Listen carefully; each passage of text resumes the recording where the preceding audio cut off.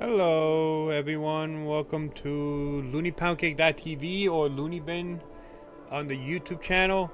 We're gonna be talking some stuff about Final Fantasy VII Rebirth.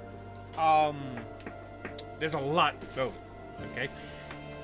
There's a lot to talk about, there's a lot that I wanna, discuss to make YouTube content and make videos for, so it will delve into spoilers for both Rebirth and the original game, so I apologize if you don't want to get spoiled by those by both of them. So I understand fully, but there's a lot to discuss, and I really do want to delve more into a lot of the theories I've come up with. Still waiting on my patient. You never asked what? You never asked me for one. If you did, I don't remember it, because I've been so busy with everything else that my memory's just been completely shot. But I don't. Did you wait? Did you ask for a pastry?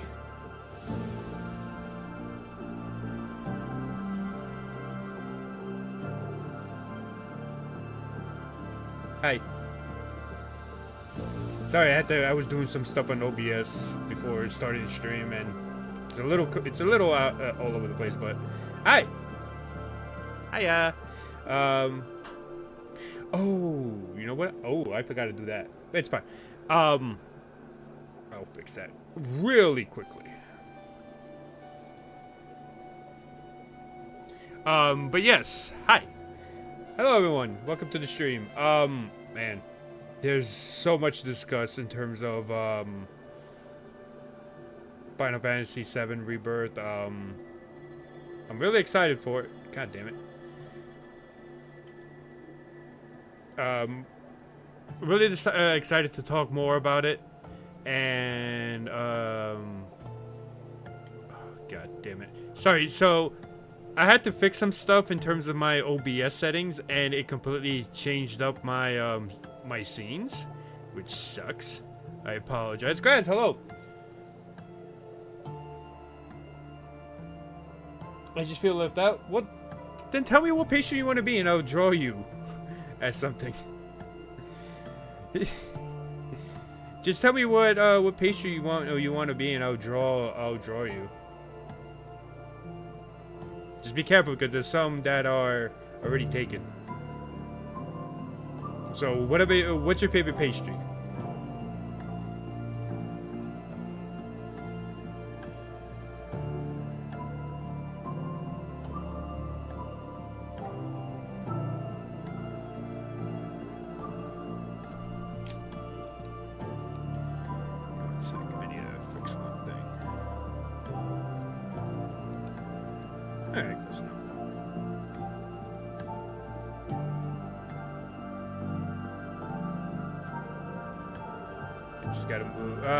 Yeah, I'm just fixing one of my scenes because I, for some reason, forgot to do this one. Alright, there you go. And then comes, the last one. Fit the screen.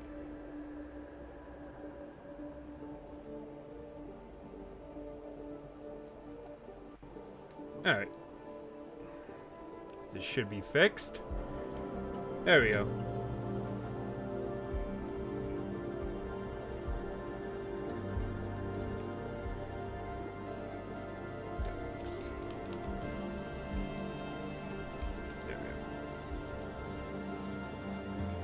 Okay. Oh, chat. What are you doing, chat? No, chat. Hello, X. I want one you create. Make up a new patient. What? You think I have that kind of talent? I do not have that kind of talent. Well, maybe I. You know what? Can't hurt. Pastry time is over. What? What are you talking about? Pastry time is never only one time only event. Nah, we'll do another pastry event thing. Don't worry about that. We'll do another one. Pastries never die except when they're eaten. Yeah, okay, this is good enough, I guess. Alright. You can only play Bendy Secrets of the Machine on April 14th. April 14th? Wait, why? Let me see a PC Loony. I know you spent all your class budget on a 49. I did not. I spent my budget on a goddamn. What the fuck is it called? The AMD.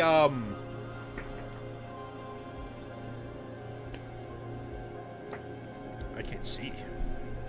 414. Oh, I see. Okay, I see why. That is true. I should only play it on the 14th, which means that we have to wait until next year. What the hell is it called? The AMD, No, wait, that's the fucking process. What the fuck is this thing? Wait, hold on. What the fuck is this thing called? Oh, it is. I know. I was right. I was right. Okay. My graphics card is an AMD 6650 XT. It is slightly above the lower end 3060.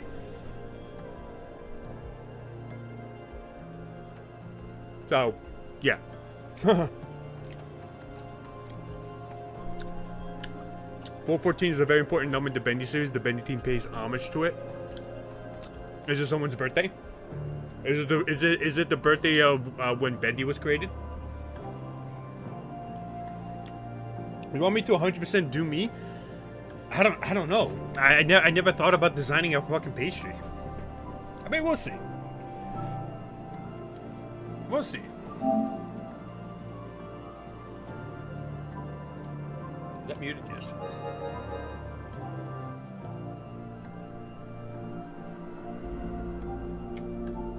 Yeah, so I have an AMD Radeon 6650 XT. I have a Ryzen 9 something. It's like when I brought it, it was the highest AMD processor that they had. I think there's a new one out now that's a little bit more stronger now. But yes, it's not that I am AMD guy. I think AMD processors are much better. I do think the NVIDIA graphics card are much better than AMD graphics card. But I think their processors are much better in terms of just in terms of computers, because Intel, they kind of more focus on the workspace, like schools, hospitals, and stuff like that. And there's been reports of Intel processors slowing computers down. So it's like, I'm good on that. So AMD is like one of I think is the processor to get if you want to build any computer. AMD processors. In terms of graphics card, NVIDIA will probably be better than getting an AMD graphics card. The only reason why I got this one is because I was looking for a 3060. But then the person at Micro Center told me, like, well, you could get this AMD Red 6650, which is slightly stronger than the low end 3060, and it was only like $20 more. So I was just like, fuck it.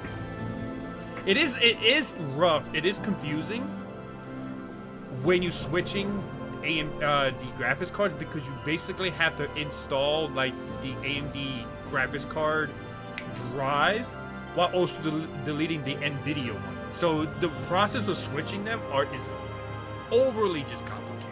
And stupid. AMD is killing Intel at the moment. Yeah, NVIDIA is a fucking monopoly. Like, how are you supposed to compete against NVIDIA? Like, other companies can try, but will never reach that level. The thing is, companies can. The thing you have to be careful of is that you have to be wary, and you have to be wary about what their plan is. You can definitely create a stronger graphics card over NVIDIA, but right now it's just difficult in general. But it's not impossible. You know, it's not impossible.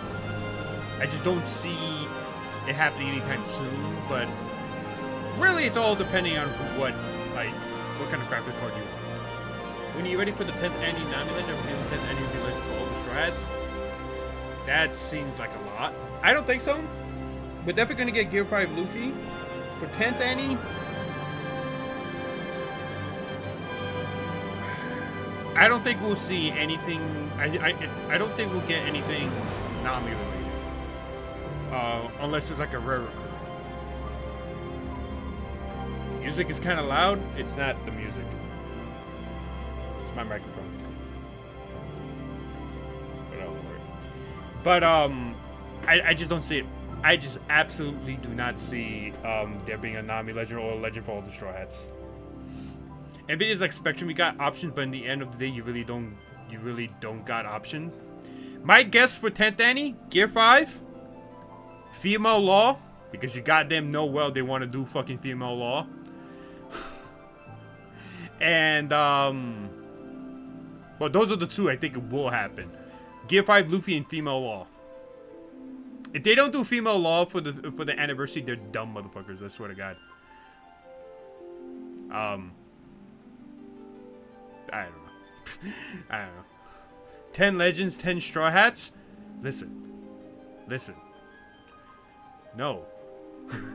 I don't need that in my life. I don't need 10 legends in a row. That is definitely something Bandai would do, but I do not need that. NVIDIA is like Spectrum. We got options, but in the end of the day, you really don't got an option. Well, no. It's not Spectrum. No. What you see, internet in the United States works like gang wars, in that they get certain places that only provide that internet service. In New York City, like, you could go from one block to another and you could only get one internet provider in that by just moving one block. It's like turf wars. They're literally clamoring for turf for internet providers, which is why you only get Spectrum in one place, which is why you only get Optimum in one place. Well, Optimum is New York City. You get Verizon only in certain places. It's like, it's a fucking turf war. That's my guess. I mean, it's plausible because that's fucking, that's fucking Bandai, and, Bandai loves to do anything to get us money, but I just don't see it. I just don't see there being 10 legends. That's insanely, terrible. Like what? Like 4 legends, 3 legends for Treasure Map, and then 3 legends for Kizuno, or 4 legends for the main one, 1 PvP, 1 Treasure Map, and 4 Kizuno. Yeah, I just don't see it. That is until we get that sweet 5.1 million faster speeds. Be careful. My camera's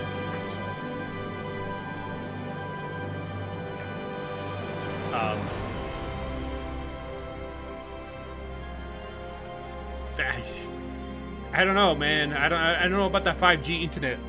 5G internet is going to make me go crazy. Can't trust that 5G. Bandai needs money. Bandai doesn't need money. Bandai just fucking... Bandai... I don't know. Bandai... Maybe, yeah. Bandai needs money. Fuck it. There's no other explanation. Bandai just needs money. Film Red Structure 3 legends each and 1 somewhere else. Well, that wasn't well, no, but that wasn't... But if you're gonna do 10, that means there has to be 3 the Film Red Structure, wasn't it 2, 2, 2? I don't remember. When they're adding fiber into apartments, the thing with fiber is that they have to build it on the ground. The fiber connections go underground. For me, I've been waiting for fiber internet for the longest fucking time. But fucking my internet company is, I don't know, taking their sweet ass time. Hey, Kaden. Film Red Structure just 3 Super Sugos? To be honest, I don't want that. I still don't want 10 Straw Hat Legends, because that's just that's it's just like the player base doesn't need that. Doesn't need all of a sudden to constantly get the new legends. It just continues that terrible precedent of what the company is doing with this game. You know, it's hype. It will be hype, but at the end of the day, it'll be like, this is fucking insane. This is fucking insane. How you doing, Caden? Oh, right, Caden. The Mets and Dodgers gonna face each other this weekend. Let the best team win. Are you excited to watch my Mets lose in the West Coast? Ah, shit. So apartments will never get fired because fucking shitting land. It's not the landlords. The way they connect the fiber isn't through like underneath the buildings. It's through like the streets or like the back alleys. And they connect it to like this internal or like this external internet not server, it's kind of like a server. And so when you order fiber, they connect the fiber internet from that server into your house. It doesn't go underneath the apartments. Like the landlords can't, like with internet stuff, the landlords can't really do anything about it because it's essentially the city approving the internet companies from doing so. So they can't really do anything, and they don't go underneath buildings and apartments, or specifically the land that they own the piece of land that's there. They don't go underneath that because they can't. What they do is they usually go through the streets or to the back alleys where like it's for New York City specifically. It's owned by the city, so you have to get contracts, you have to get permission and all that from the city to be able to run those wires, to run the fiber connection, and then they go into the external servers. I don't know what they're fucking called, but you get what I'm saying. And then they go into your house if you order it from them.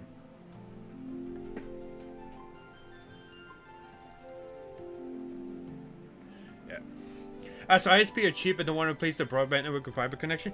Verizon is only fiber connection now.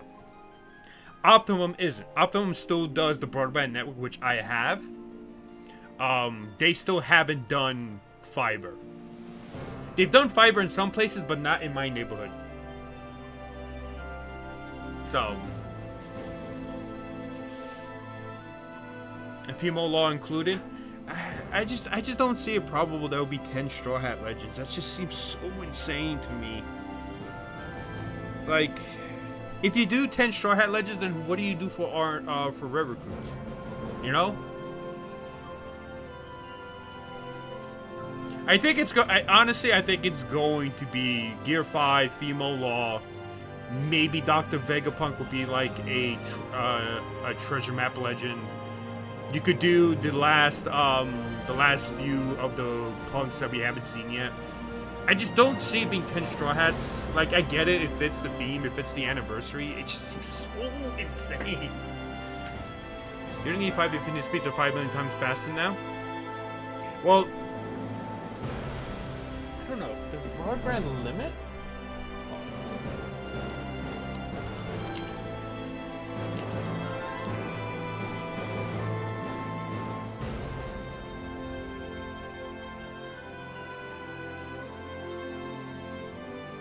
That's fine.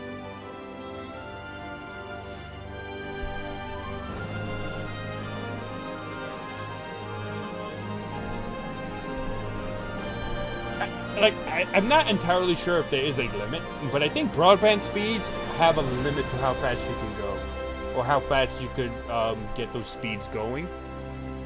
So.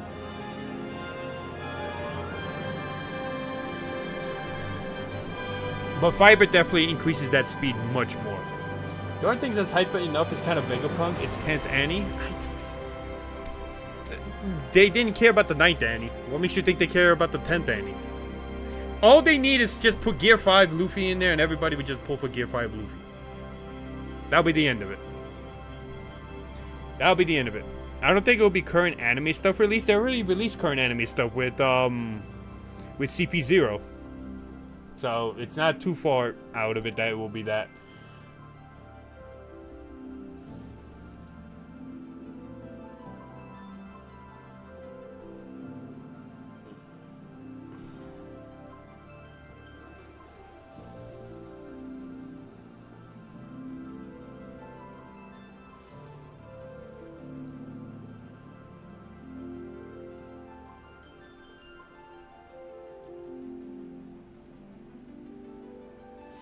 Okay.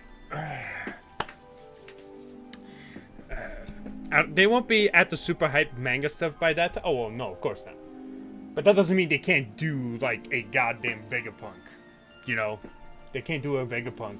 I think for now, I think the most accurate ones we will get is Gear 5 and Female Law. Those are the two I think we will get. Because Luffy and Law are by far one of the more popular characters that that makes them the most money. That's like almost guaranteed. And if you have a female version of Law, like fucking that's money right there already. How do I think Egghead will win? Well, the Straw Hats will escape. I think that's pretty simple. The Straw Hats will escape. In terms of like how?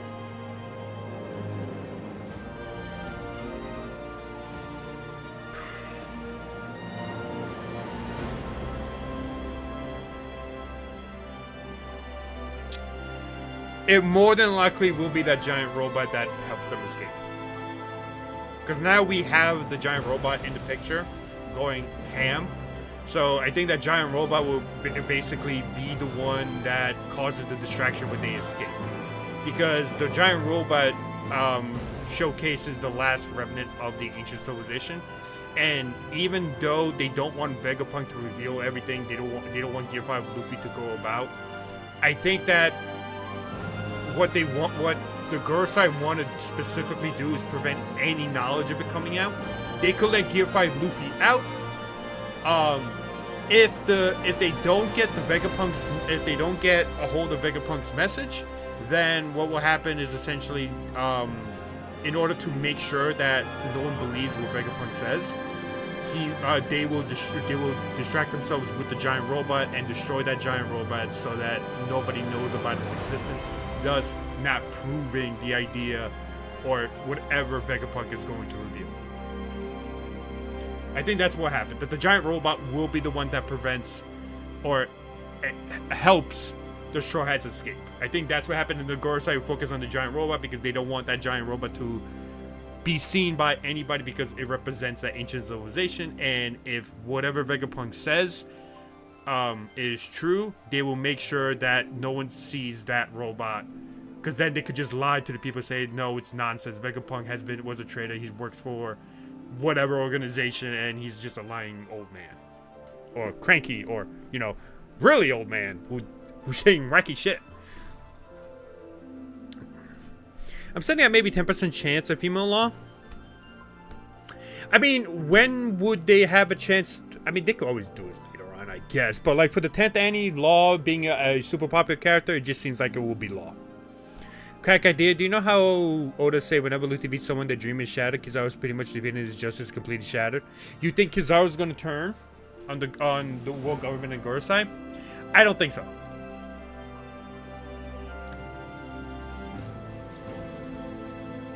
I don't think so, simply just because his role in Egghead is done now. He's been defeated. His role is done.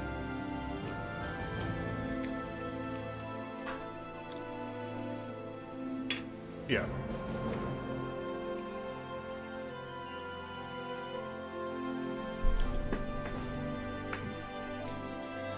I know, Kizaru's lighting is pretty much infinite energy. But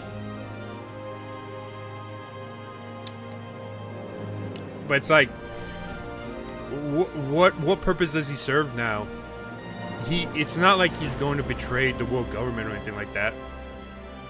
There's no purpose of him doing that at this moment. I do think that he will be conflicted if they do, do the whole thing with the world government separates and stuff like that. They'll probably have him switch sides, but other than that, I just don't see him doing anything else in Egghead.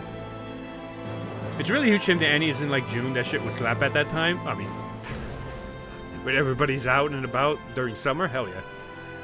Robot Infinite Energy Super Rip. You're just basically you're just essentially talking about Frankie, General Frankie. You know?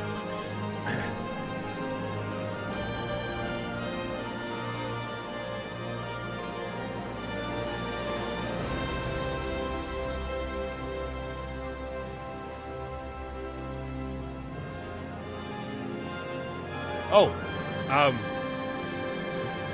by the way, Red Halo. You wanna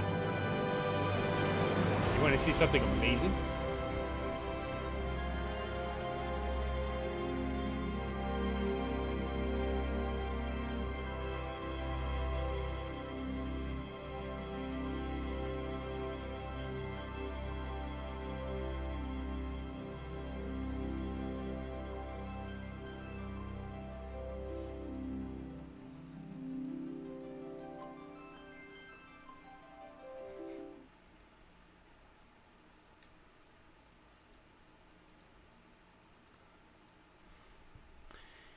Hi, Hugs.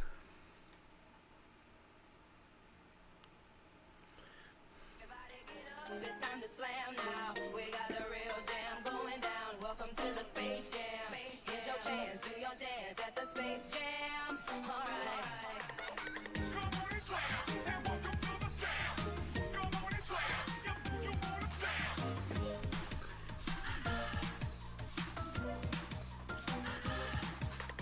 Hey, know what you gon' do? Hey, know what you gon' do? Hey, know what you gon' do? Hey, know what you gon' do? Party people in the house, let's go. It's your boy JC.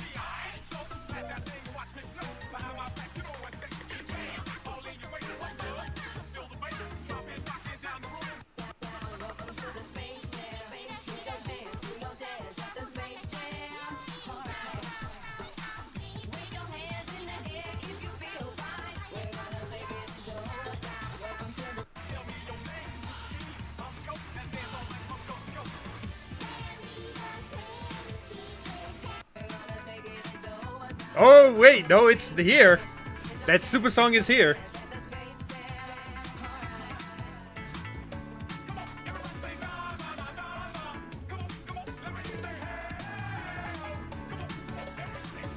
Anyway.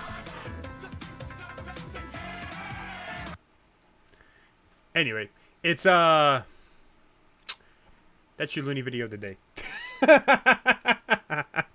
You hear it? Yeah. Yeah, sorry. Hi, Hugs. How are you? God damn it, I hear it. I swear this is like AI generated. It is not. It's someone who animated it. It's a very talented animator. Anyway, alright. Hugs is here, so we can't talk about One Piece anymore. Sadly.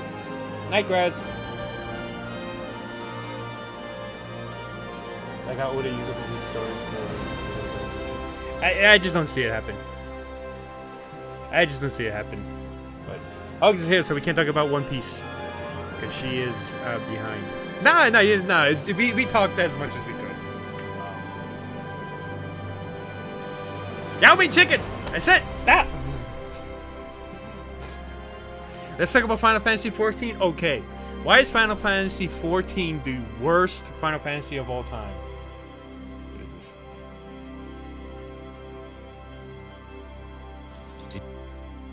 Oh.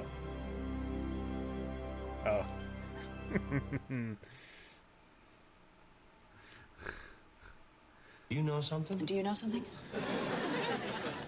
I might know something. I might know something too. What's the thing you know? Oh no, I can't tell you, and you tell me what you know. Well, I can't tell you what I know. Well, then I can't tell you what I know. Okay, fine. Basically, me and Hugs' relationship when it comes to One Piece.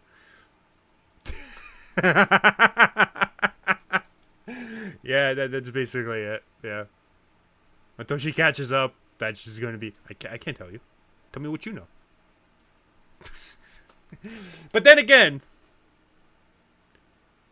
She's like that with me with Hunter x Hunter. She's like, well, okay, well, what do you know about Hunter x Hunter? I don't know. What should I know about Hunter x Hunter? What do you know about Hunter x Hunter? Huh? That's because I have it to my friends every couple weeks. Yeah. MMO equals money. Money equals happiness. Happiness to CEOs and Square Enix. Final Fantasy XIV, I do want to play it at some point because it looks like a lot of fun. I haven't played an MMO since RuneScape days that I was really invested in. I don't even know if you consider RuneScape MMO.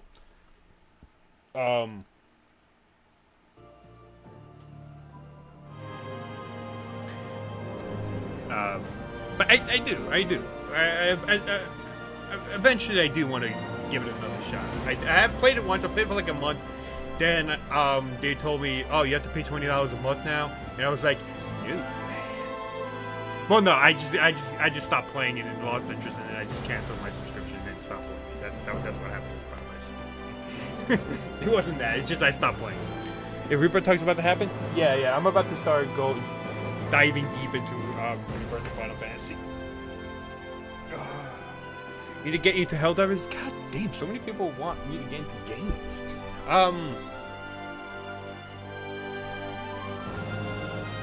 Trying to think because like I have to budget money right now. So I don't know if I can get another game because right now the next new game I'm getting is Stellar Blade. So it's like, do I risk spending another $70? I don't know. It's so fun. No, I've seen gameplay of it. I've seen Big Panda play it a lot and he loves it. It'll change lives. Man, Final Fantasy VII changed my life. Okay, not really. That was one big split. The thing is, I'm not a fan of that style.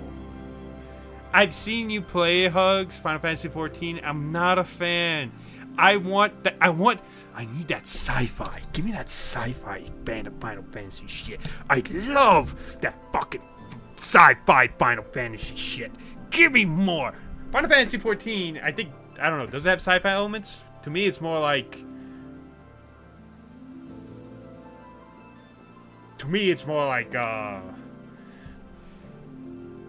well, it's definitely based off 12. Because it's clearly like the UI and a lot of the battle stuff looks like 12-esque. But why not create another MMO where they add more like this Final Fantasy VII Rebirth style of like story? You know? It has sci-fi? Yeah, but how much of it? It's also on Game Boy for $33. I still have to. I do want to get Helldivers 2 because it does look like a lot of fun. I just have to really budget my money right now. I don't have a limited resources because of bills and shit like that, you know. And spring break is coming up soon, where I am not going to be working, so I won't be getting paid for it. So it's like I have to be careful. You can play Stellar Blade at any time.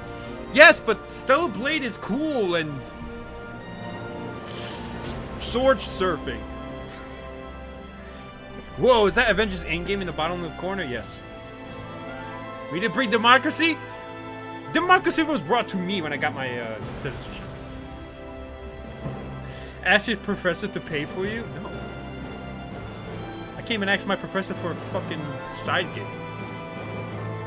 They tell me, oh no, you're talented enough to get your own, to find your own job. That's how talented you are. Yeah, clearly. I definitely, haven't been looking. Like, God damn it. Yeah, Sci-Fi Trust. I don't know. Currently, my favorite Final Fantasies are 10, 7.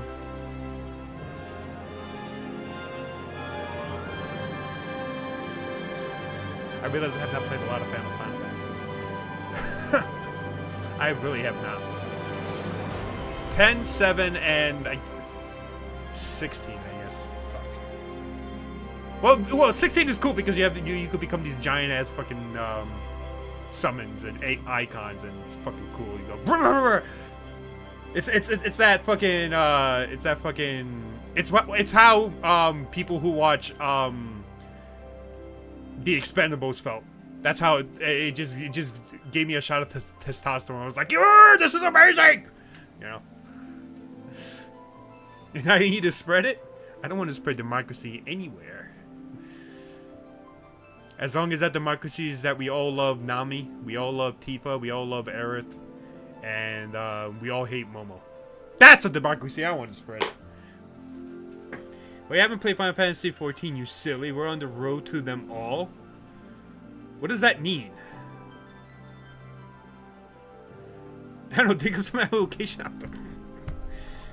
We all love Usopp. Oh! You know what I found out, Hugs?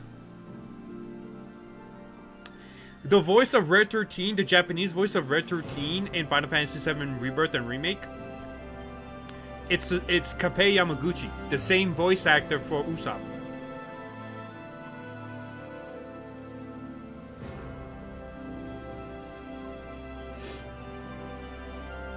Yeah, it's pretty cool.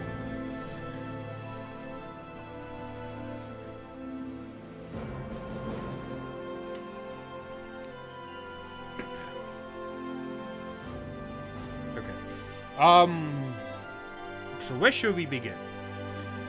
I guess we could first talk about Aerith. Well, no. Well, Aerith, well, the topic of discussion I want to do specifically for videos, Aerith and, the Aerith and Cloud situation basically connect to each other, I guess.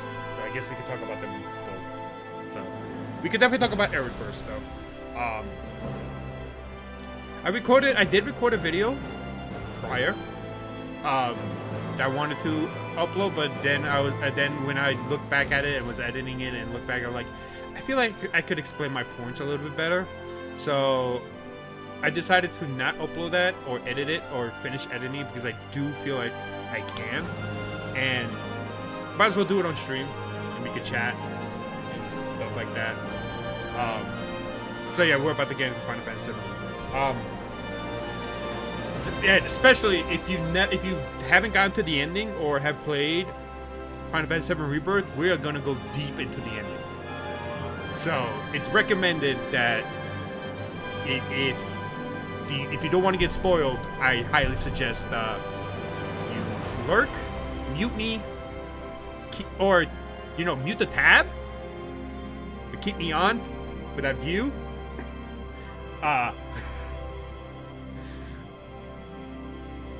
But how does the sexy commander play into all of this? She joins Cloud's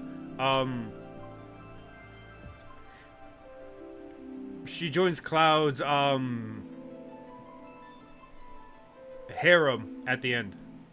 Everybody loves Cloud, so he gets with everybody. That's just how it works.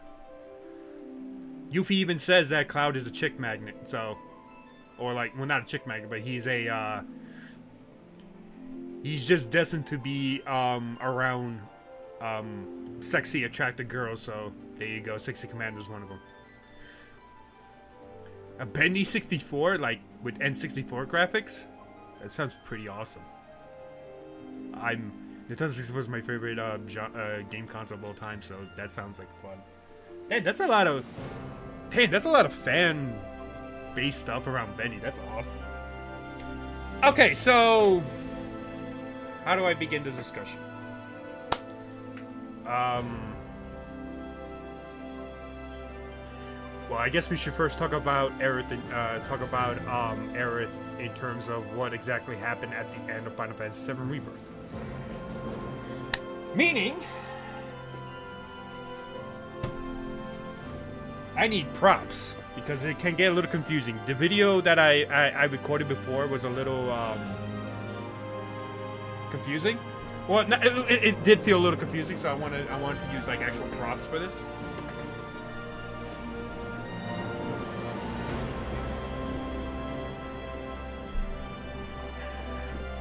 So let's pretend. So you know, like Super Mario 64 but Bendy style? Yeah, so that's essentially what I was mentioning, yeah. Okay. So we have two Mario stories. Okay. Okay, I need something. Something. I think I have post-it notes. You know what? How about instead of that, I'll just bring up pictures. You know, I'll just bring up pictures.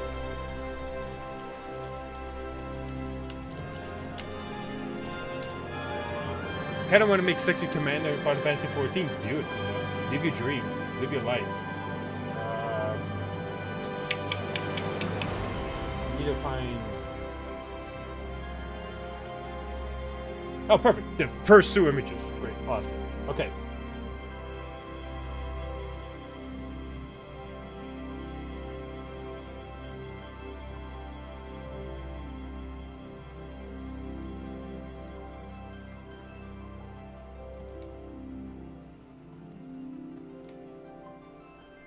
It's not what I... God damn it.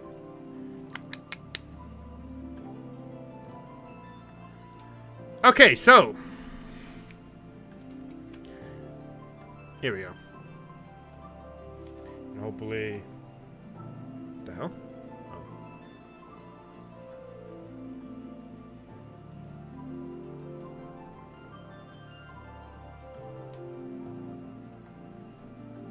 There we go. Okay.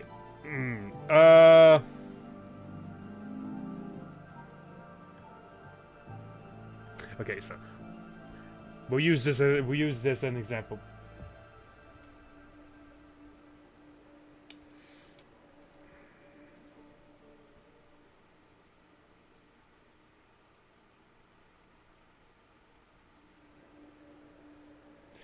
Okay, so let me actually we first start here. All right, so okay, here we go. So Final Fantasy VII Rebirth has had a controversial ending that a lot of people have been debating about Aerith. What is Aerith's fate? Is she alive? Is she dead? Is she a spiritual form in the live stream? Is she a delusion, a hallucination that Cloud is seeing? Is it Genova, like the famous theory out there thinks that Genova is messing with Cloud in terms of, you know, seeing Aerith at the end. So I want to take a crack at trying to solve this mystery. We have gotten new information from the Ultimania, which came out like a week ago, and there's a lot of information in there that can help us prove or move into the idea of what exactly or happened to Aerith, right? You know, in terms of both, you know, her fate, her character, what will we see in part 3 in terms of it, what all of this stuff can lead to. And I think it's a very interesting topic to go over because no one really knows the answer. Because they made it ambiguous in the Ultimania, in anything, about what exactly happened to Aerith's fate. So, what exactly happened? Well, we all know, if you played the Final Fantasy VII Rebirth game, you see the ending, you see what happens. Aerith gets, unfortunately, you know, stabbed by Sephiroth. It's a sad scene that we all hope that Cloud was able to make it. You know, he'll be able to save her, and he tries his best, right? He tries his best, but ultimately it looks like she still dies. Sephiroth still gets his way, and, you know, she unfortunately gets killed. However, Rebirth now has changed a few things regarding that scenario, where it seems like there's a bunch of other shenanigans going on in terms of the live stream. The live stream controls almost anything that happens on the planet in terms of memories, life. You know, it determines what kind of life lives on the planet. It's essentially the sentient being that really controls most of the planet. And, you know, people who die, they go into the planet, and, you know, it determines a lot. It has its own sentient. It does have a sentient form that you kind of see in Crisis Core, but overall the live stream is essentially its own character in that it knows what it needs to do to you know, survive, you know. But the thing that I noticed while playing a lot of Final Fantasy games and like reading a lot of stories is that the live stream cannot at all interact directly with stuff that's happening in the planet. Like, it can't directly make contact with the people on the planet unless you're a Cetra. But even then, the Cetra can only do it at a certain point before absolutely nothing. Like they could only communicate with the planet to a certain degree, and the live stream tries or does its best to not interfere with, you know, stuff that's happening on the planet until it's necessary, such as, you know, defending itself from like a outside source like Genova. So when Aerith goes to the temple to pray, she prays to the planet, to the live stream, to find a way to save her friends, because at that moment, the one thing she cares about is, you know, keeping her friends safe and trying to find a way to save her friends. In the original, it came off to me that she was there because she realized exactly what she can do to help, you know, stop Sephiroth. And she went there simply to get holy, which is, you know, the white materia that her mom gave her. I don't think she went there thinking that she was going to die in the original. I think she went there just because she knew what her role was and that was the best way to do it, and then Sephiroth comes down to stop her. In Rebirth, it kind of gives off that feeling that to Aerith this time, she does think that she's going into, you know, the capital, into, you know, to pray, expecting to die. Part of that is because she does retain some memories, or just knows about the future. Granted, the Whispers took, I believe, almost all of the memories, but I do believe that, I think, at some point, she did still keep some of the memories, such as what her fate will be, and that's why she's very emotional during the performance of No Promises to Keep, because she understands what her fate is. And that's really, really tough for her. So she goes in, she prays, she gets the white materia. Cloud steps in trying to save her. Unfortunately, it does look like Cloud doesn't, but there's many people who are, you know, theorizing that he did save her, but the whole thing with the timelines, the worlds, you know, those realities, all manifested into a separate reality where Aerith is alive. Here is where my personal take on this is. I do not believe Aerith is alive in another reality, in another world. I do believe her physical form, at least, her physical body that you see or, you know, you play with throughout the entire game, that is dead. But her existence, her life, her soul, whatever you want to call it, her spirit, essentially goes into the live stream, similar to what happens in the original.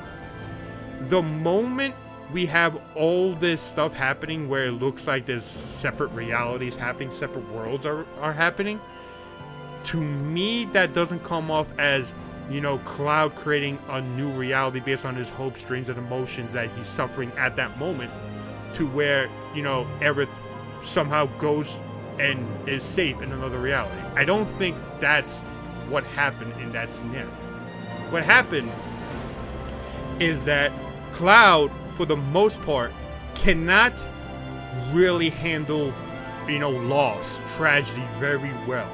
You see it with Zack, and Zack's death left a really, really tough imprint on Cloud, to the point that he's, you know, his memories are kind of like all over the place in terms of, you know, doing or saying a lot of things that Zack has done, because Zack talks to Cloud for the most part while they're traveling to Midgar and he's dealing with Mako poison.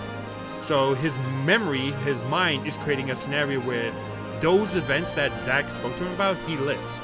You know, that's why he does act kind of like, you know, Zack in certain points, and where Aerith thought that, you know, his mannerisms and all that stuff reminded her much of Zack, because that's what Cloud's mind, for some reason, constructed him to do. And that's mostly because of Genova cells, Mako, Sephiroth cells, and all that experimentation done to him by Hojo. Alright, I pause here. Sorry, I'm going a little. I'm right there. I'll pause here. I'll edit it later. But hey, Magus. Hi. How are you? Hi, Magus. How are you today? Sorry, when I'm on a roll, it's tough for me to stop. You know, I you know, so I apologize if I don't respond to you immediately. But like, when I'm on a roll, I just don't want to stop. Because the moment I stop, my brain just starts crossing wires, and it's just a total mess.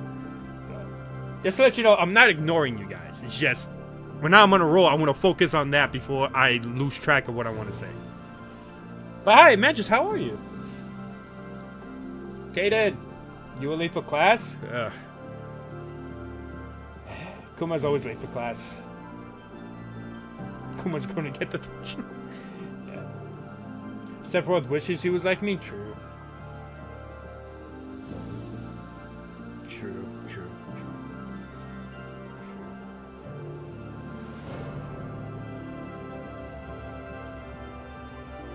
Let's put on something else. How about we put on Aerith to give it more feeling to it, right?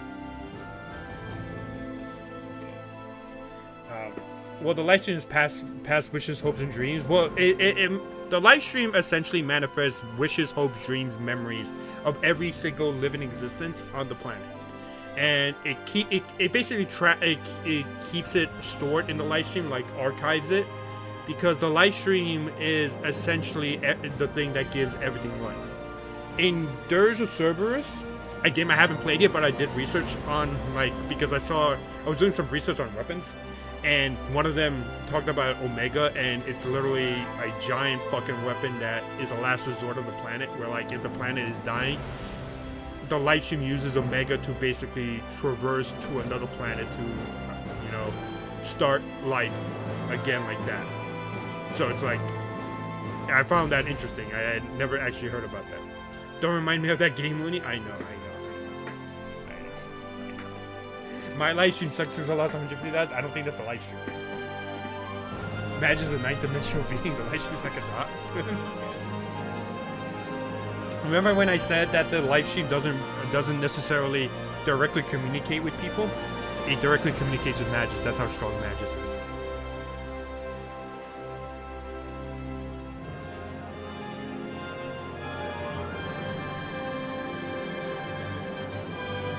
Okay. So I'm gonna continue here. You guys can keep chatting. You guys can continue chatting. Don't let me stop you, you know? But just know that if I don't respond directly or immediately, it's because I'm in the zone. I'm in the zone, baby! Well, material is the physical form of the live stream? Yes. But again, the live stream doesn't directly make contact with people living on the planet. It makes contact through things that it can create, like for example, Aerith talking to the flowers, the Cetra, the conduit, the white material, which is a conduit that the Cetra used to speak directly to the planet, and the weapons. So, which I will get over because of the weapon stuff. I think I came up with a really interesting theory that I do want to go over, but we'll go over that in a bit. Right now, let's focus on Aerith, because I want to give my take on the whole Aerith situation that happens. Except, where the fuck did I just leave off at? Because I don't remember where I left off at. Where did I leave off at? Where did I stop?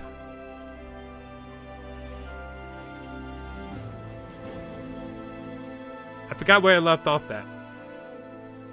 It appears that Bendy Stickers of Machine is playable again, Loony. Ooh, nice. I have a different interpretation about life, so we can discuss it. Yeah, definitely. Like how people see how gods communicate with people through science and proxy. Well, you don't want me to answer that question. I'm gonna get really into like really hardcore like atheism. So you don't want. But essentially, it's similar to like how. It's essentially similar to how like. In order to speak to a spiritual being or a higher being, you need some sort of object or conduit. Think of it as similar to the burning bush. Right?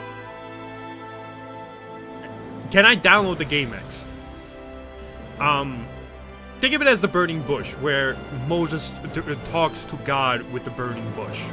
Think of the burning bush as that object or that thing that allows him to directly speak with God. the moment he directly speaks with God, he's able to listen, hear God converse with him, mostly because of the staff as well. Everyone's trying to get the hope material? Yes. Yes. You lost again? Oh no, don't say that. Think of the last stream more like Mother Earth, how Mother Nature it will. Okay.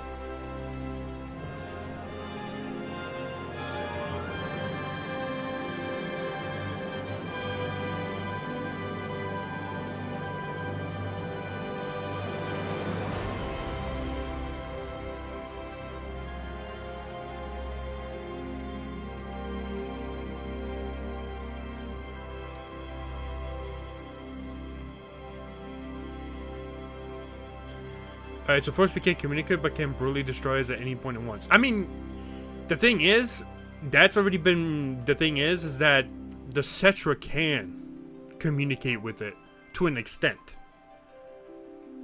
Because they have the highest form of communication from anyone on Gaia. The Cetra can communicate it. Not like speak to it directly, but they can speak to it in some degree.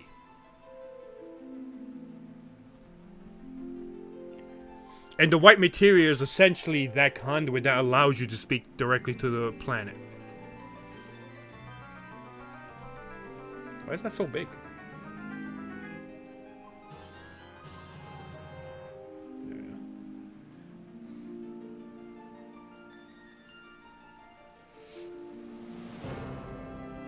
Yes, they can speak to its proxies, how we can talk to animals.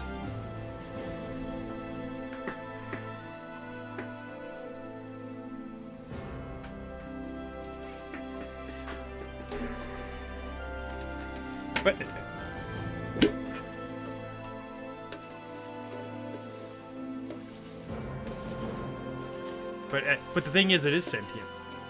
That's the thing. That's the thing. In in Crisis Core, we find out that it does have it is sentient. That it is. So it can communicate with people. The best example is Minerva. Minerva is literally, essentially, that being that works like a. Like, I guess you could say a puppet from the live stream. Like Minerva is essentially that being that is directly formed by the live stream itself to communicate with people. Just because they have a close relationship doesn't mean they can have or do their will. I mean, yes, I understand that. But we also see in not Minerva, but we see in Final Fantasy Rebirth in the Ancient Temple that Aerith does communicate with the live stream, and they grant her the ability. They grant her some form of ability to use at the temple. So I think it's a little bit more than just us talking to animals.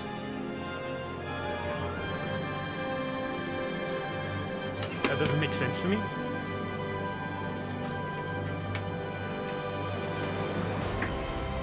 In what way exactly? Because she does pray and communicate to the live stream, and they grant her abilities to use in the Ancient Temple in Rebirth. I gotta do 10 jumping ones.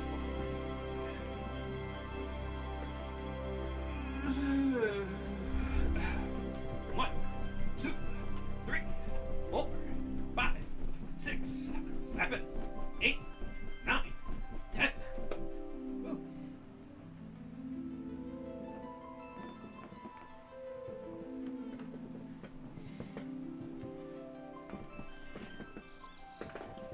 Because in the original it was a more realistic portrayal. Sorry. She was going to die, so her life force was going to join life, and so that moment revealed the whole material to her. I don't think she was going. Well, here's the thing. I don't think she was. I don't think the plan or her plan was that she was going to be killed.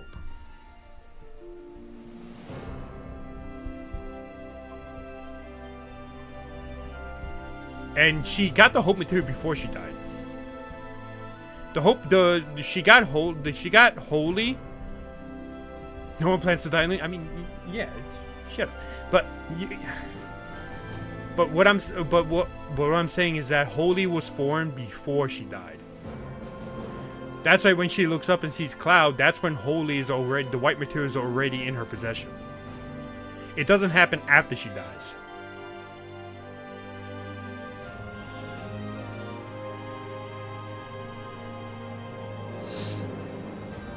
And Rebirth does have 2 white materials that you do, that 2 forms of the white material. One that is full of energy and one that isn't. She had it the whole time, but she didn't know that.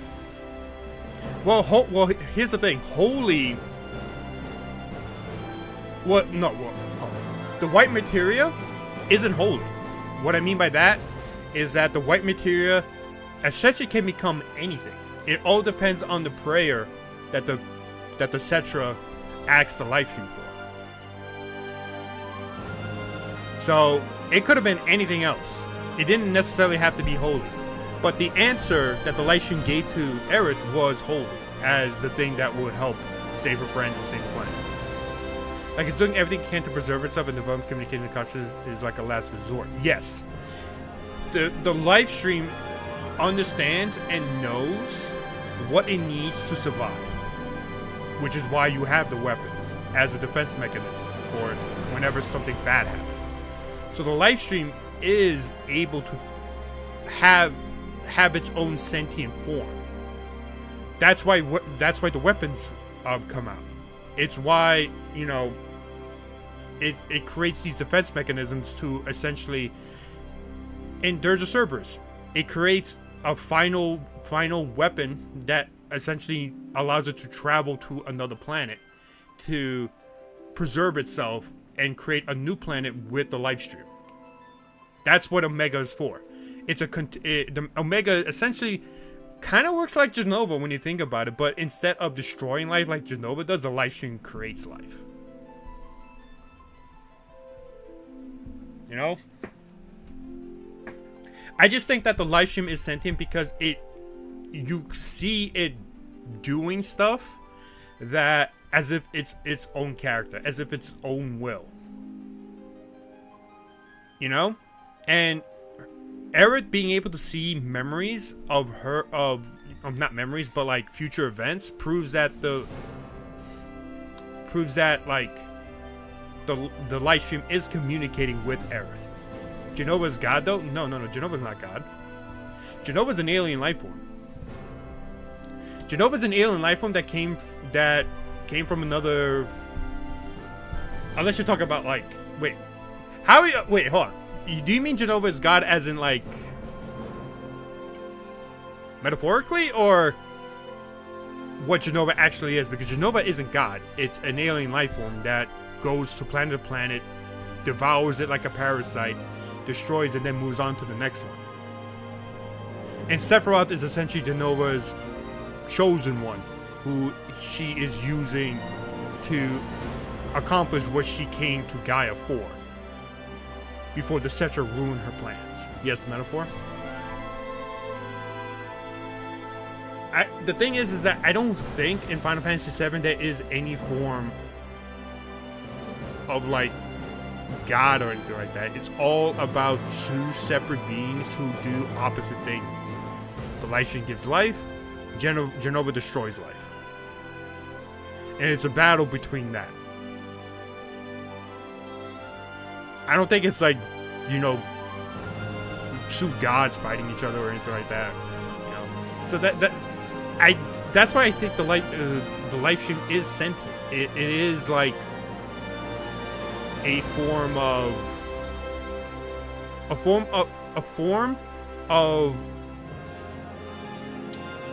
don't want to say higher power because it's not necessarily a higher power in my opinion. It's more like the live stream.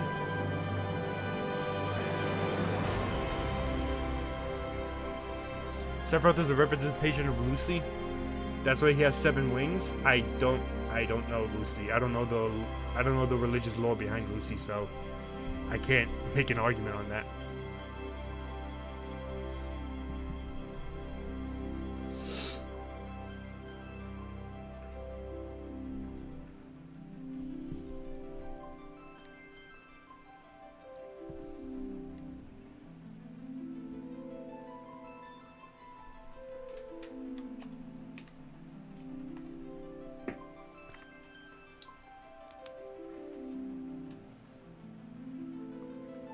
hell's that?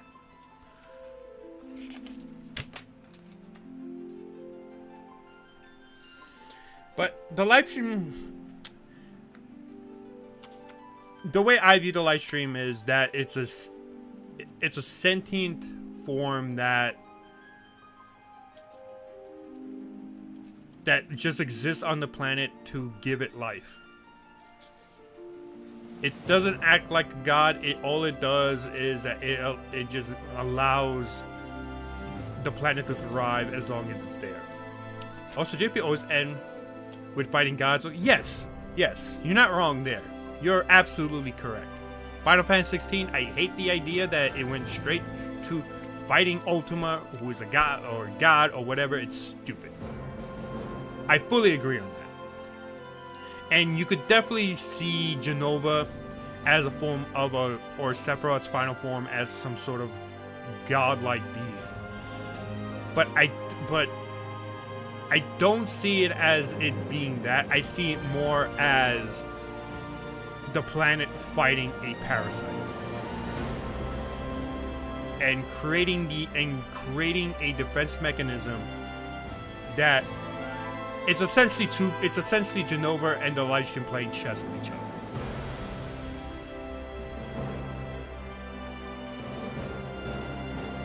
You know, I think Final Fantasy is like Sephiroth wants to be a god. He wants to fuse with the livestream to be as close as possible to God.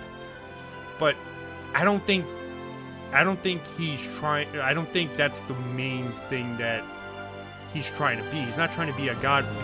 Maybe he thinks God is like the closest thing he'll ever be to what Genova is. So maybe that's his thought process, right? To me, it's more like he's just trying to carry on his mother's, I don't want to say legacy, what his mother does. I think that's what's happening here. Not that he's trying to become God or Genova's trying to become God, but Genova's whole thing is literally just to go planet to planet to just devour the planet, kill the planet, and then move on to the next one. She's not trying to be God. She's literally just a parasite or parasitic life form that's just really just like wants to continue eating, I guess. I guess you could see her as like the world eater, I guess. And the light stream is just this force of spiritual energy inside Gaia that is doing everything it possibly can to defend itself from this parasite. Genova's just a vor addict, yes. Okay, we came to the conclusion Genova's a vor addict. Boom. Genova has a vor fetish. Kuma solved it. Boom.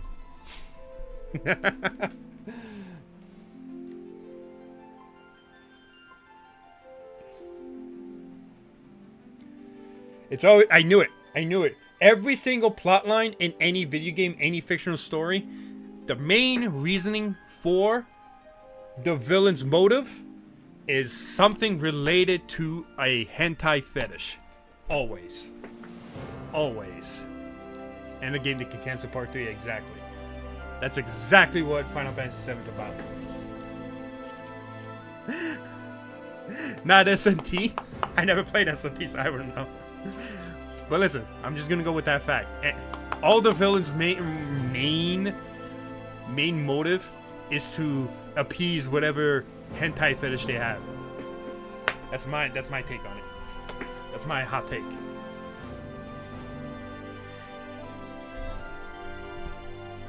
And also, SMT also has that penis monster, so you can't argue with that.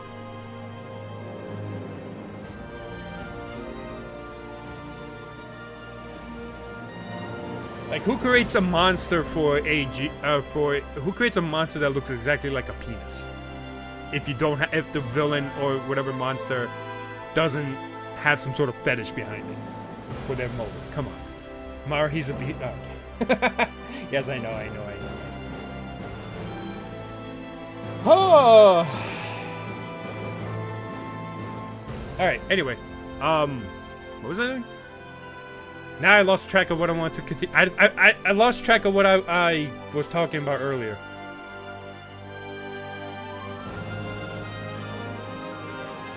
But you should look up his lore. It's crazy. You talk about Mara? Interesting. Well, I do plan on playing SMP at some point.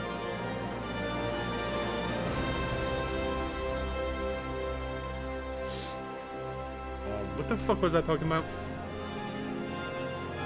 Shit, I don't. Aerith was getting hope?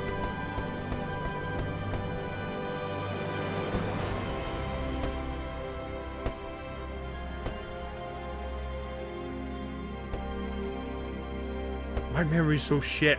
What the? I don't even remember that. I don't remember saying that.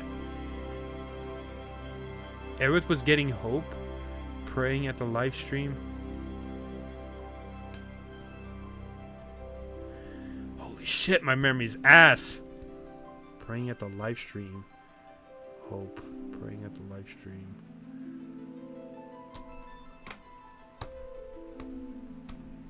God damn it!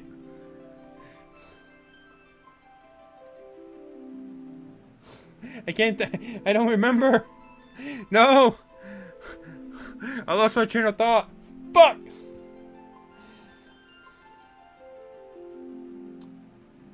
God damn it. God damn it, Kuma. It's all your fault for asking me questions. No, I'm just kidding. I'm just kidding, Kuma. Don't get angry. It's not your fault. I can't remember what it was. I cannot remember what it was. God damn it.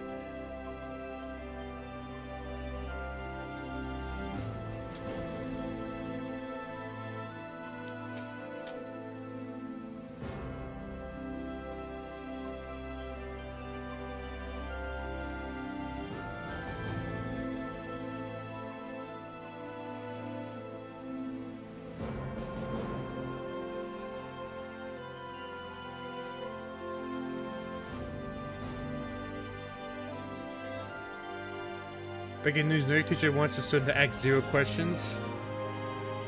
You can ask me any questions you want, Cole. God damn it, what the fuck did I end off at?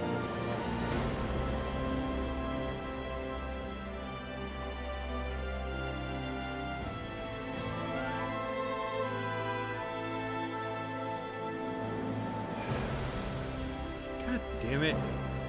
This is why I have to be focused. I can't be distracted.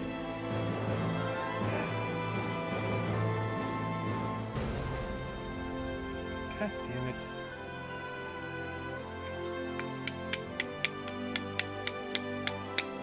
I wish I could rewind it, but I can't.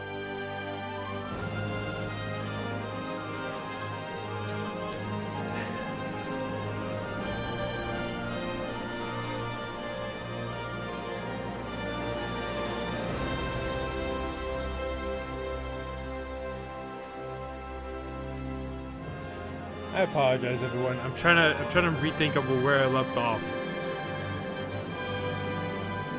I don't understand why I can't remember this. God, I remember shit. Kept some of her memories. Rewind these at shut. Okay. Hold on. Okay. She kept some of her memories, which is why she knew what her fate would be. Because more than likely some of her memories were kept, or she did keep.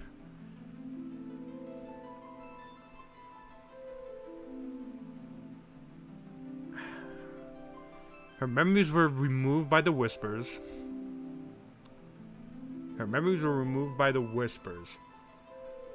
But I think there's a possibility that the memories of what will happen to her were kept.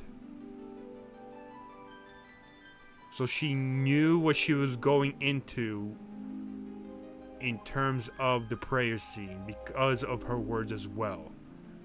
Okay. I think I know where I'm at now. Okay.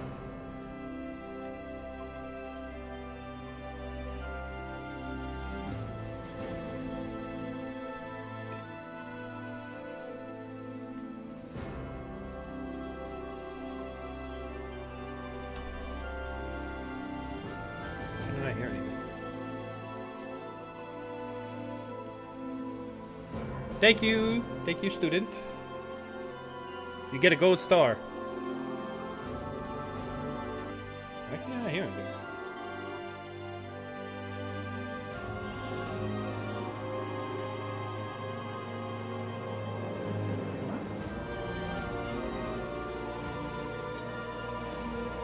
Alright, oh. Okay. Alright, let's go back to the discussion. Okay. So it is very possible that a small part of Aerith's memories retained, and that the memories of her upcoming fate were essentially still on her mind, and that's why she left the rest of the party to go and, you know, pray at the altar, because she knew what she needed to do, and she knew what would more than likely happen to her. In the OG, it's very ambiguous, but I think that she didn't plan on dying during that scene, and she did, sadly. But I think in Rebirth Aerith, she was not planning at all in, you know, coming out of that situation in the capital alive. And she understood this because the way she's able to communicate, the way she was able to get those memories of the future that we see in Remake, is because there is another Aerith in the live stream. To me, in my personal opinion, that Aerith that's currently in the live stream as you traverse the world is the Aerith from Advent Children. She went through the live stream to the memories and the hopes from Advent Children into the live stream and told this Aerith that you do, you know, travel with about her fate. The Whispers removed those memories except for the part about her fate. And that's why I think for the most part, especially after No Promises to Keep, she has that scene where, you know, she's crying because I think she understands what she needs to do and what her fate is essentially going to be. She didn't know anything else leading up to that point except for what is going to happen to her at the altar. I just realized the music is fucking loud. God damn it. Apologies for that.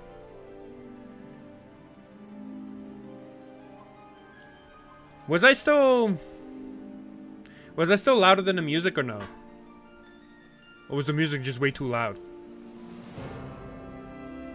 Should I redo it? I think the music was just a little bit too loud.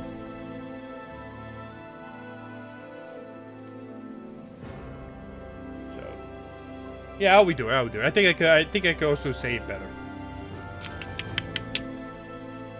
I think I could also say it better. So you're a little softer, lower the music a bit.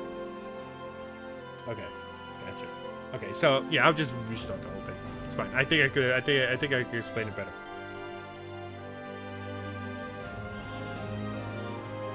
So Aerith essentially did have some of her memories retained, and I think most of the memories that she has retained are the parts about what she has to do at the altar at, you know, the capital, because most of the scenarios that I've, you know, looked at in terms of that whole thing when you're in the forest, when, you know, Cloud gives the white materia to that Aerith, I see it as Aerith understands what her fate is because she at least retains that memory of it. And because she retains that memory of it, she understands what her fate's going to be at the capital. And, you know, that's why she specifically talks about praying to keep your friend safe, because she knows that she has to get wholly into the white materia. So, why does she at least know about the future events? Why does she have at least some knowledge about what her fate is going to be? I think the main thing is that there is another Aerith. This Aerith is in the live stream. The one that originally, if you remember, in the first scene of Remake, you see Aerith leaning down against a pipe that has, you know, exposed Mako.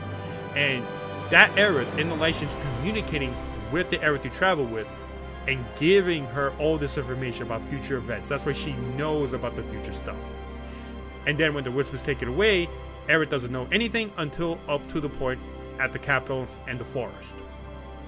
So, who is this Aerith in the live stream? I think this Aerith in the live stream is the Aerith that we see in Advent Children. I think she followed the Sephiroth from Advent Children through the live stream, through the memories, through the dreams, through the hopes, the entire live stream, back to a point where Final Fantasy VII Remake happens and Rebirth continues. And why do I think this? It's because there are moments through both games that you notice that Aerith does act a little weird, and almost as if sometimes Aerith seems like two different people. And there is certain things that also, kind of make my view of it that way. In Final Fantasy VII Remake, you have that resolution scene. That resolution scene essentially showcases not the Aerith that's trapped in Shinra Tower, but the Aerith that's in the live stream communicating with Cloud.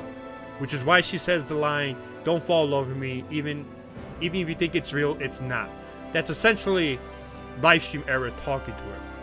That he shouldn't, fall in love with the Aerith that's trapped with him, because at the end of the day, his mind is really messed up.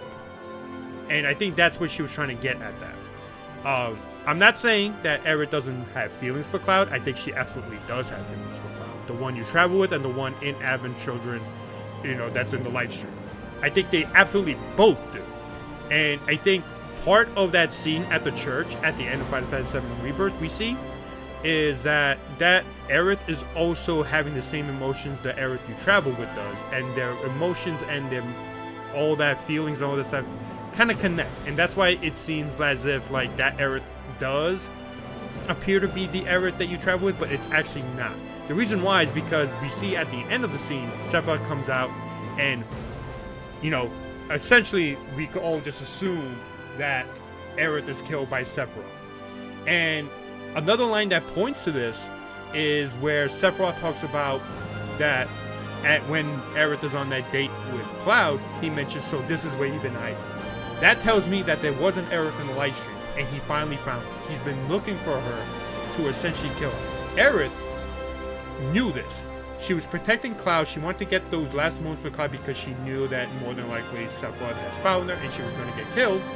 So she passed on the white materia to Cloud to then give it to the Aerith he travels with. It's basically a passing of the key materia that will essentially save the planet and save Cloud and all her friends. So that moment in the church is actually Advent Children, or whatever Aerith is in the live stream. I personally believe it's Advent Children Aerith, but it could be any other Aerith that exists in the live stream. And she wants and she's doing everything in her power to stop Sephiroth. Sephiroth and her are conflicting in the live stream. We see it happen with the white and black whispers when Tifa falls into the live stream and the weapons show her what is happening. We see Sephiroth appear there. We see the white material and the black material constantly at each other. It's because Aerith and the live stream are controlling the white whispers, and Sephiroth is controlling the black whispers, and they're constantly conflicting with each other.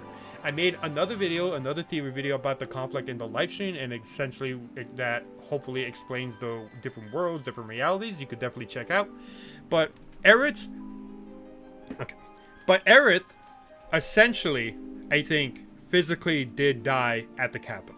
Her spirit and soul essentially replaced the Aerith that was in the live stream, and the Aerith that was formerly in the live stream is gone. She's disappeared. Sephiroth managed to find her and kill her, which showcases in that final scene in the church where Sephiroth opens the door and he comes out and essentially, more than likely, kills her. So now we have two different Aeriths.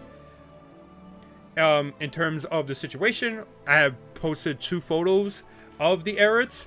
This Aerith right here is the Aerith that you travel with, the one that is praying. This one with her hair down, she looks very beautiful, she looks very pretty, but sad at the same time because she realizes that she's not going to live much longer because Sephiroth is already on his way and he's already planning on killing her, and she knows that she can't escape. She can't escape because at the end of the day, Sephiroth has found her. She can't go into another reality, into another world, because that's it. It's over. The battle she has been fighting to hide herself, it's done. Time's up. Sephiroth found her. And this Aerith is from the live stream Aerith. So, to give you a much easier example, This Aerith gets killed by Sephiroth in the live stream, the one that pushes Cloud back into the into the field of flowers in the church, and hands the white materia to Cloud. This Aerith dies.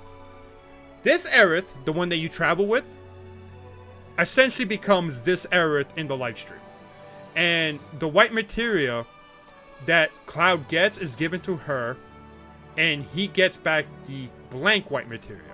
So Aerith prays, she gets holy, and essentially I think what happens in the exchange is that the white materia that was was already powered up was used up, meaning that whatever this Aerith prayed into the white materia was used up, because I think what she prayed in the white materia was to essentially make a point or make a moment in time where she gives the white materia to Cloud, and then this Aerith uses it to summon Holy.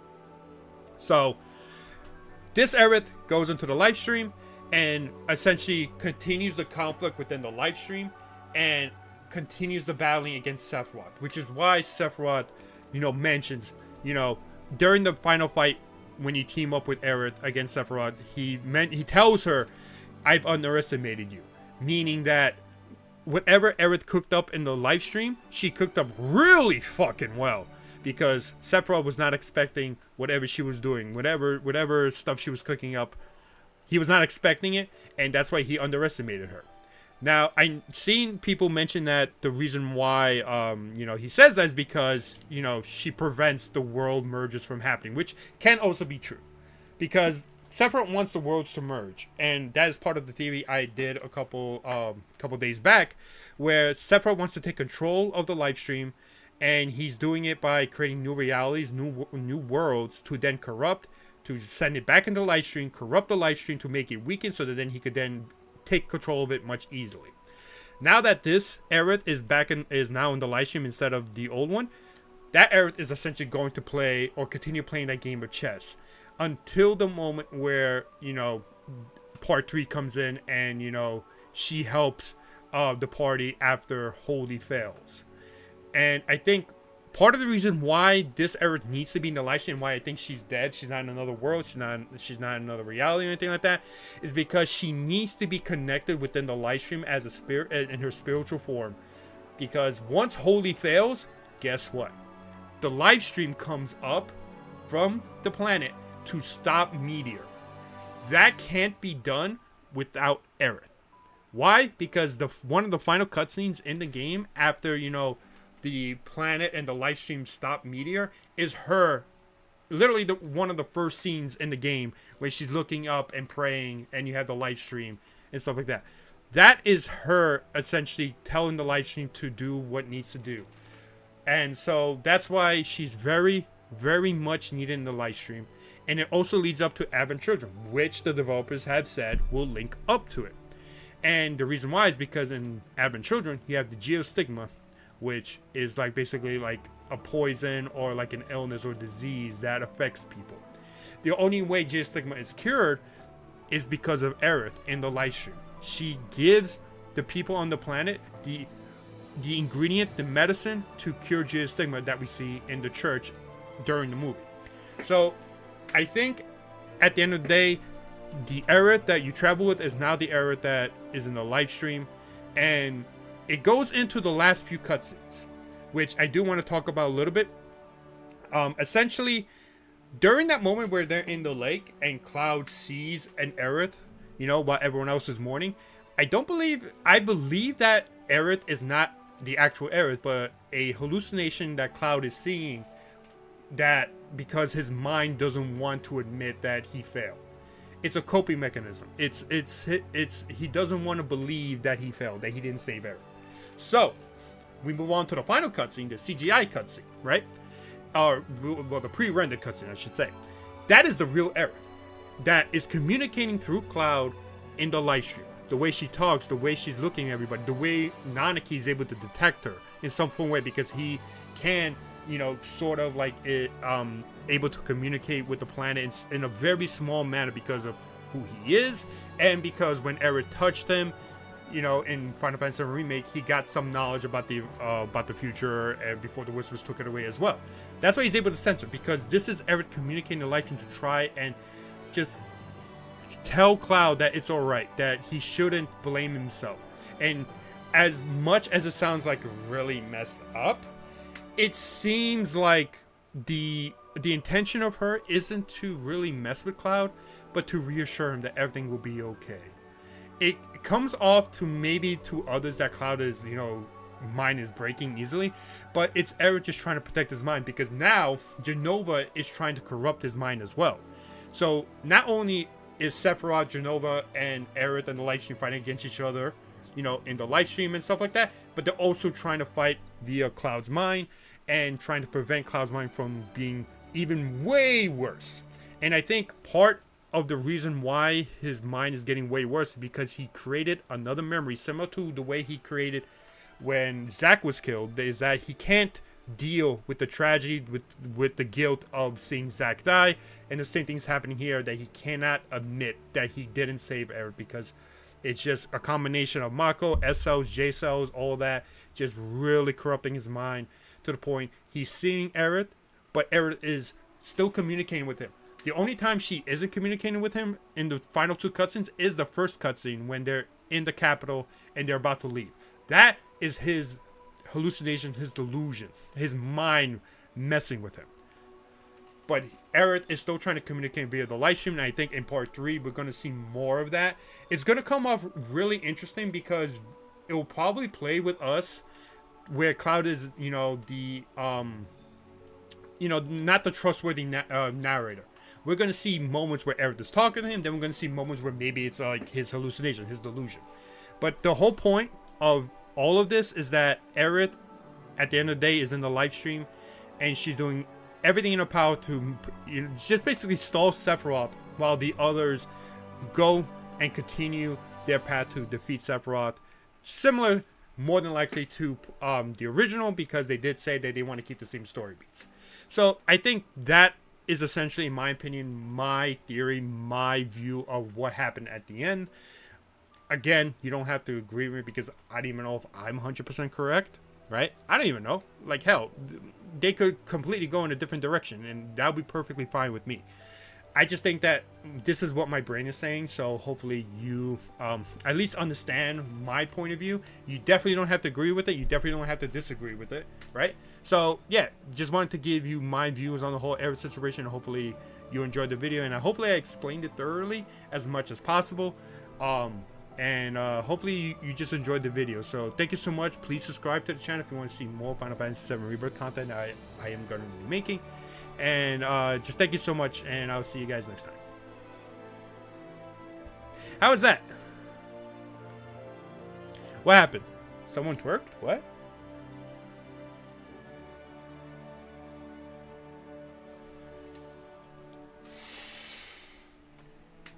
What?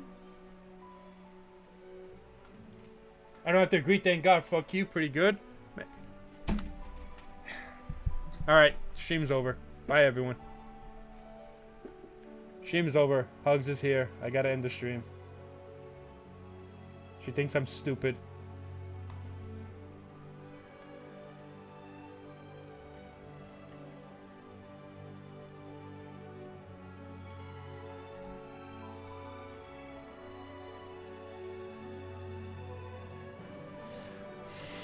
Hugs online gets people offline? Yep. That's exactly what it is.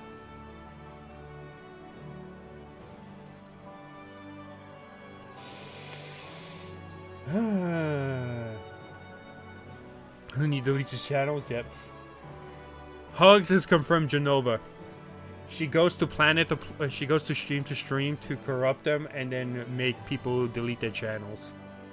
God damn. Hugs is just being Jenova right now.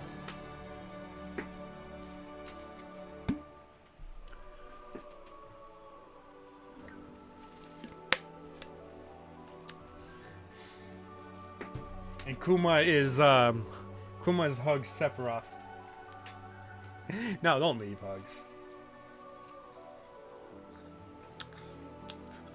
Final 14 is fun. No, we're supposed to hate Final Fantasy 14. This is all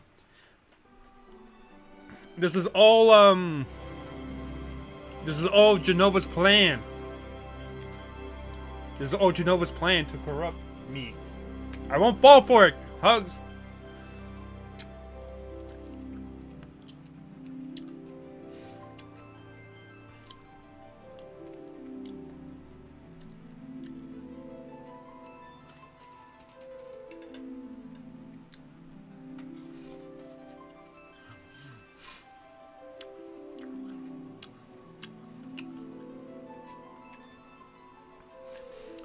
But is it better than the lore? But is it better than the lore of Peppa Pig?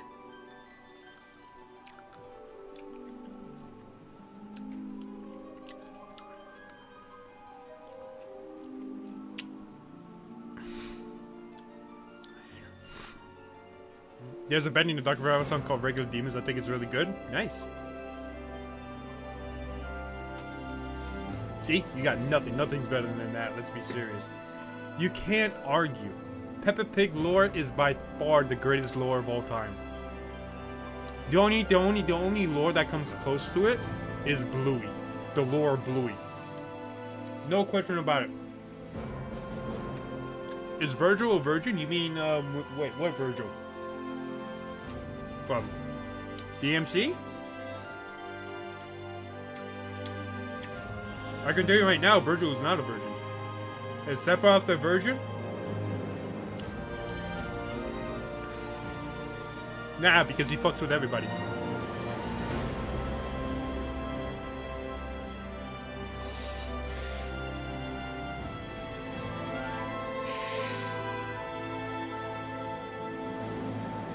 I suggest you check it out. I will. It should be a fun listen to. Dante and Virgil are in it technically. And Dragon Logsman too, yeah, I heard.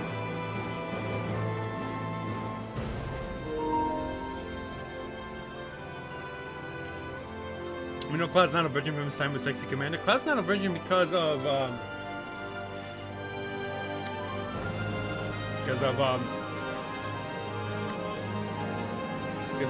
his time with I got nothing.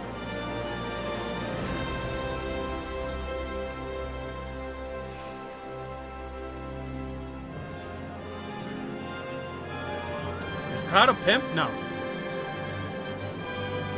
Cloud's not a virgin because Sephiroth keeps me back up, essentially. No, Cloud is not a pimp. He's just a very attractive person that almost all the girls fawn over him. It's even more. There's even more girls who fawn over him in the OG.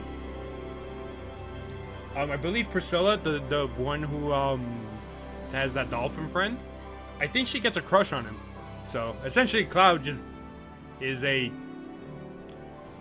magnet for really almost all the females except for like someone like who's already married or some shit. I don't know. I can't think of a name from the game. I do too. Cloud is hot. Cloud is a very attractive individual. He could essentially be a model.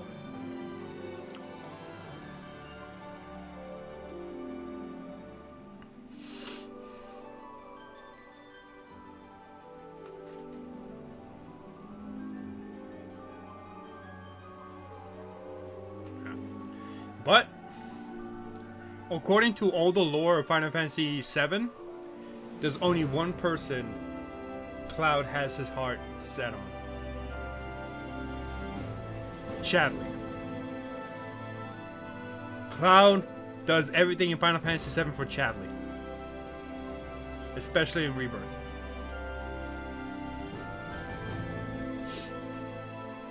Why else do you think Cloud does all this intel stuff? Because he wants to, he loves Chadley so much. Remember the hot tub date that made Sephiroth take out Aerith because of jealousy? Yeah. Curse is such a, the green monster is such a devilish thing. Sephiroth is a pimp, but Jenova's a boy-loving genie. Exactly. Oh, Hugs. I have a take for you. I want to hear your opinion on it. Honestly, Charlie's into Cloud too. It's possible. Yeah, exactly. I want to hear your opinion on something. Because I came up with a hot take.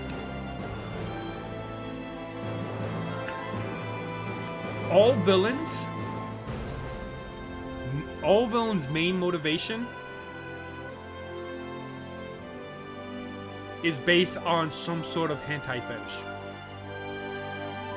Jenova has a vor fetish, and she bases her entire existence on that vor fetish. Who's Chadley? He's in the remake and Rebirth project. He's like an android created by a Hojo who just goes around making materia and doing like all the open world stuff, essentially. He's like the what's the best example? He's like what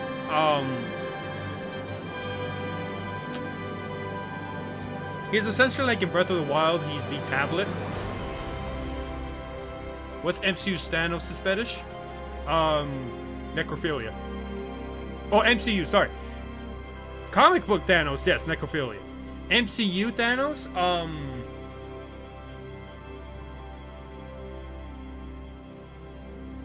MCU Thanos? He has,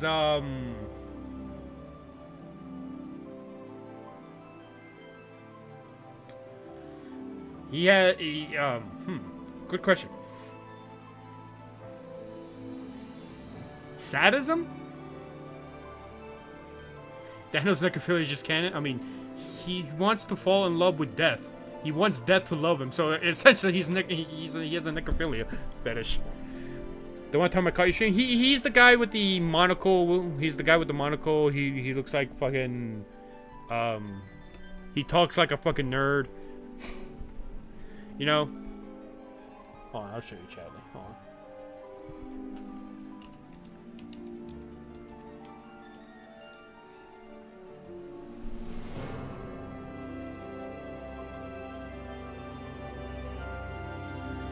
This is Chadley. This guy. That's Chadley. Is there a fetish for wanting only half of stuff? Blue balling fetish? I don't know. I think he's just a sadist. There's some antagonists in Final Fantasy 14. I'd be curious what you think fetishes are. We all know every villain in Final Fantasy has a fetish, has a yaoi fetish. We all know this.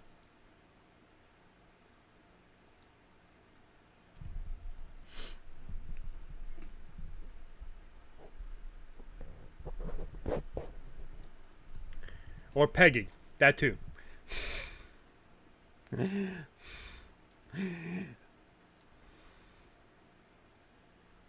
Sadist, but in Endgame kind of gave up and let them cut off his head. Is that because his fetish was fulfilled or something? Yes.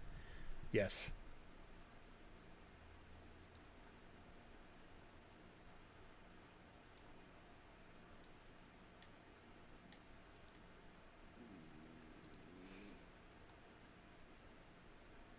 Also, happy birthday, Cody Cushion, the voice of English Cloud, by the way. The English voice actor for Cloud. Happy birthday to him. It's his birthday today.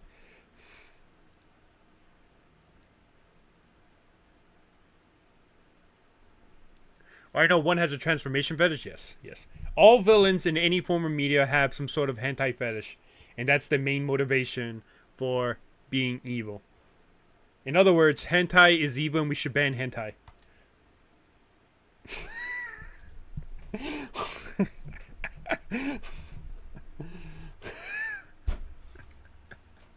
That's the conclusion I come up with. I go exactly against fucking I go against the thing I believe in, which is restricting creativity.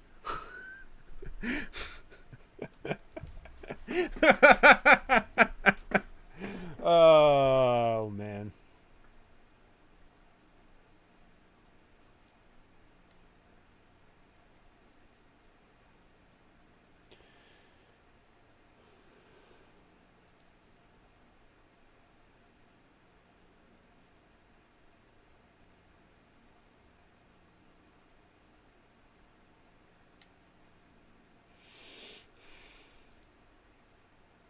Damn.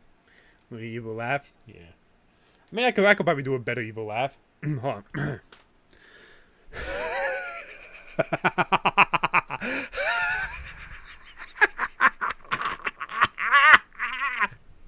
How does that sound? We could be a Final Fantasy villain. We don't know exactly. I could be. You don't know. Loony has a fetish for getting rid of fetish. That is not true. I love. Okay, maybe I shouldn't answer it that way. I definitely should not answer it that way.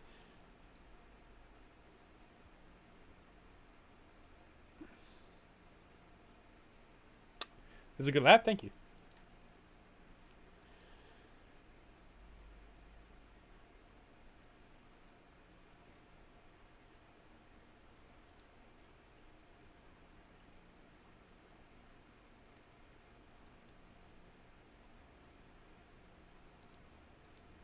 I don't know.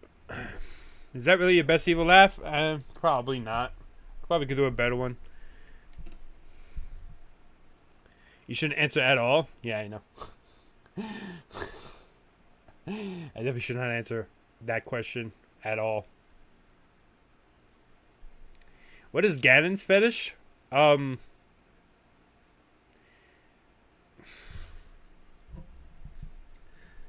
is Ganon's fetish? God damn. Ganon?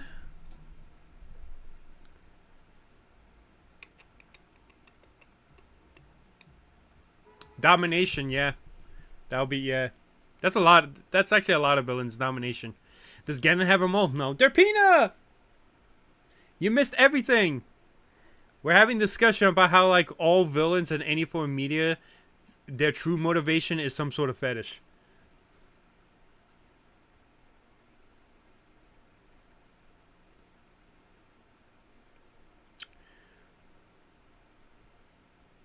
Like Genova is a vor fetish person whose entire thing is trying to swallow the planet. So she has a vor fetish, and that's what she bases her own plot and destruction on.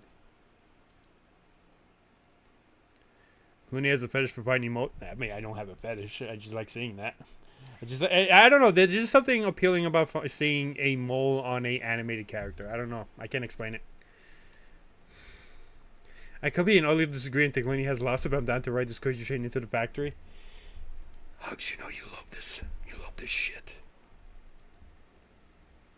You love this shit. What is Darth Vader's fetish? Choking.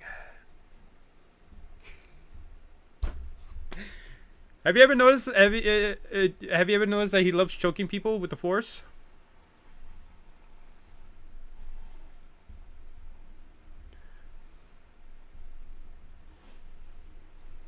Asphyxiation. There you go. That's it.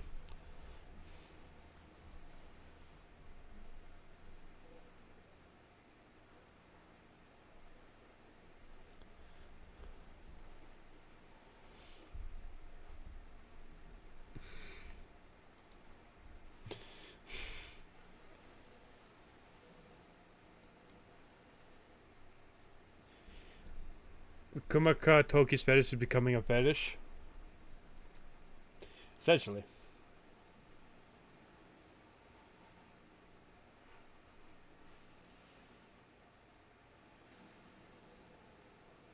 What is that sound?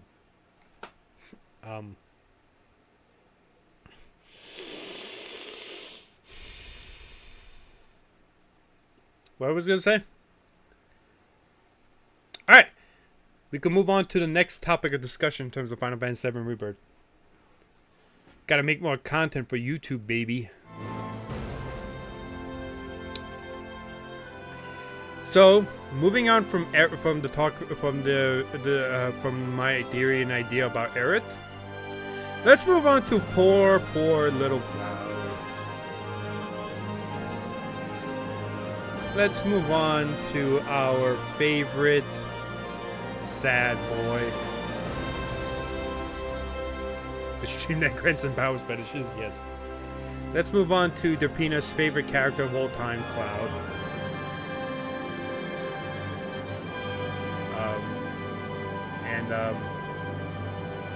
First of all, also before we get into before we get into it, I saw a tweet that don't tell. No, she admitted that Cloud is her number one. She admitted that Cloud is her number one. I saw a tweet talking about how that someone put it out there. I don't know where it came from. I know that tweet wasn't the one where it came from. It came from somewhere. I don't know where, but somebody suggested that part 3 that they should kill Cloud and have Zack take his place. So the Zack you see in Rebirth switches with Cloud so that Zack becomes the protagonist and Cloud dies and goes into the live stream instead. And I'm just like, what the fuck? I'm just like, this is the what? Like, what? You're completely changing the story then at that point. Like, what? No, don't agree with that. God damn it, my chat agrees with it. Fucking Christ. God dang it.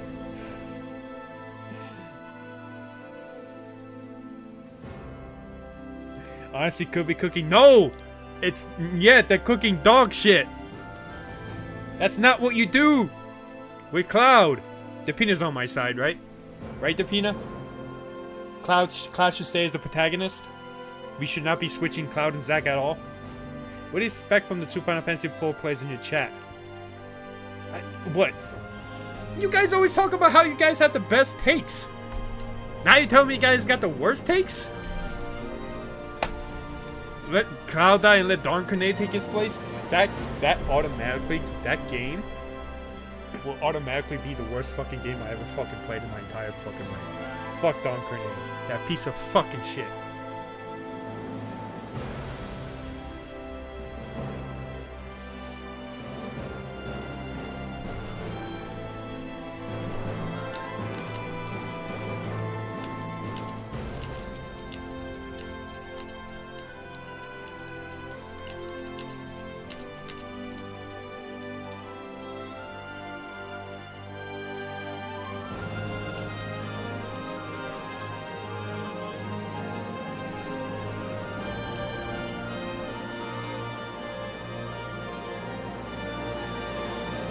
Sorry, that's not basically.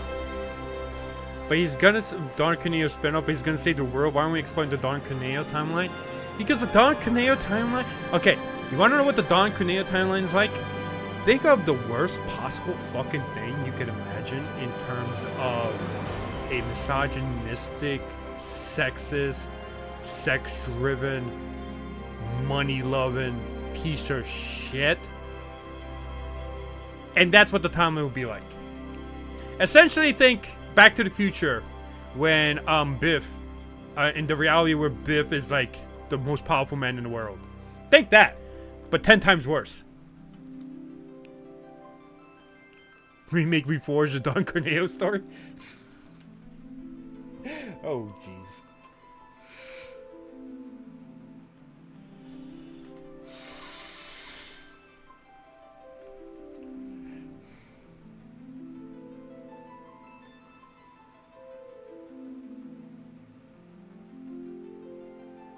Oh, that's pretty cool.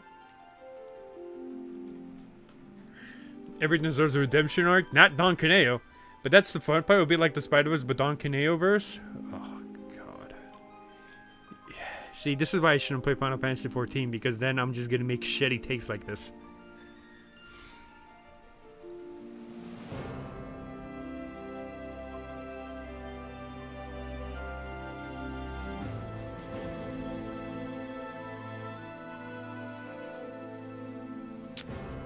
You know, Hugs, you're really not selling Final Fantasy XIV for me right now.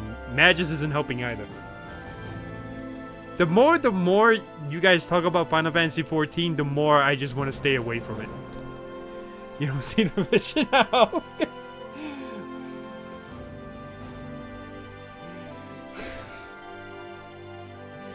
Oh, jeez.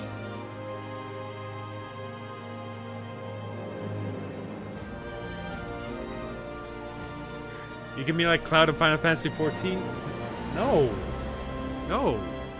Play the Dark Knight? No. If I'm gonna be any Final Fantasy character, I want to be Genesis.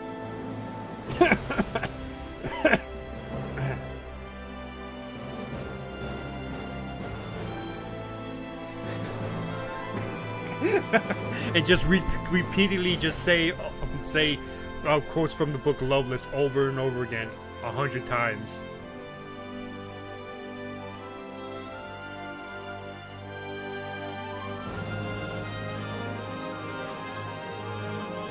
The final fight I hear is on the last leg about the ball, then in the distance I see a hero, Don Cornelio, back from his journey through the multiverse. He fought the other Aeons, he stopped the timeline from collapsing, he mastered his weaknesses, and now he's here to take Genova down. Oh god, that's awful. I don't want to see that asshole, but I know we're gonna see that asshole because there's still that Leslie plotline that we have to go through. God damn, we're gonna see that asshole again in part 3.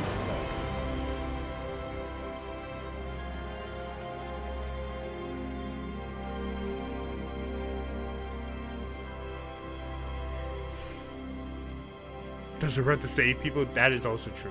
I don't think he can run. Yeah, that is true, he does crawl. Hugs, don't gatekeep people from spoiling me. How dare you? They should spoil it for me. That way, I never have to play it.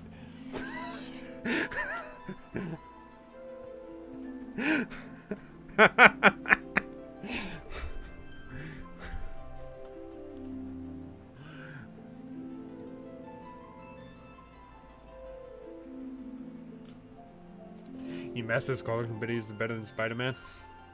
Essentially, yeah. Dude, it has a really good story, though. Alright. Alright. Alright.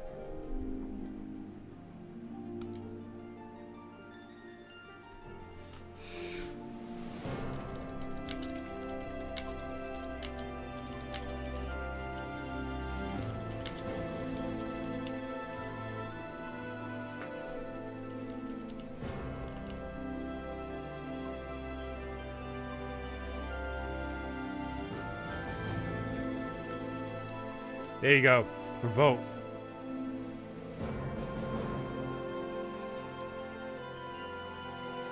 Suffer raises his sword to slash Cloud, but what's this? His sword is gone. Who's standing at Don Caneo holding the Cloud? He slashes Cloud and saves the multiverse, cutting a path to tomorrow, the true hero. He kills Cloud with another Cloud that's all connected. Oh, Jesus Christ. What have we done? Go predict! Will Loony like the Final Fantasy XIV story?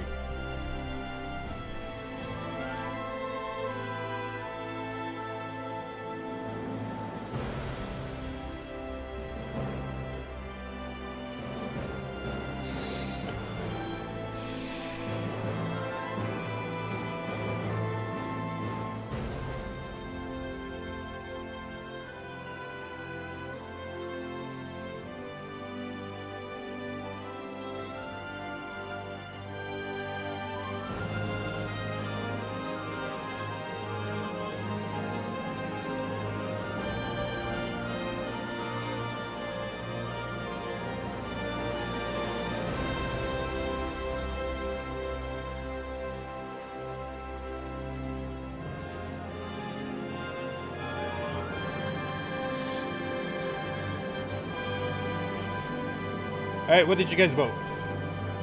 Yes. I mean, the free trial is worth it. How much for you to make your Final Fantasy XIV character Darn Corneo for my playthrough?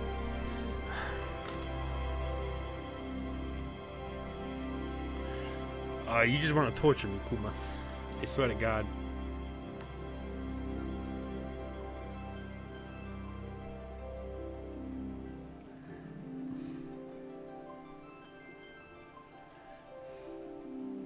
Dude. Con Corneo can be the hero in Final Fantasy XIV. Oh my god. Oh god. Am I actually gonna fucking do that? God damn it. This is his arc. Japina. Look what they're trying to make me do. They're trying to make me be bad. Please generally don't. You know what? You convinced me, Hugs. I will do it now. Thanks, Hugs. You finally convinced me of something. I will do that.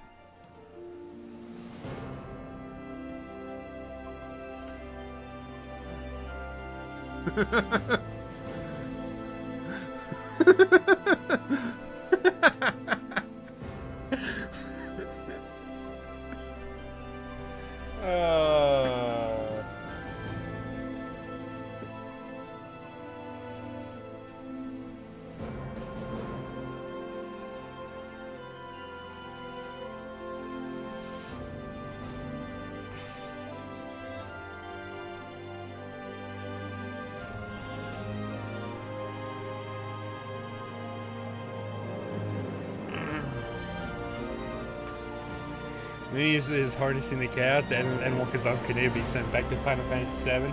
To then, when all hope fails, Don Corneo appears and slashes and kills Sephiroth, and then goes up and slashes Meteor in half, thus saving the planet. He then grabs the two halves of Meteor and flings them into space. Everyone hails Don Corneo as a hero, and he finally obtains everything he has desired. Don Corneo Land.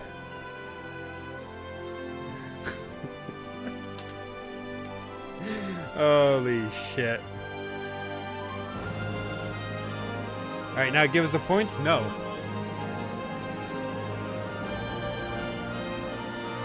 Choose prediction and outcome. What's that? I can select no? I can select no?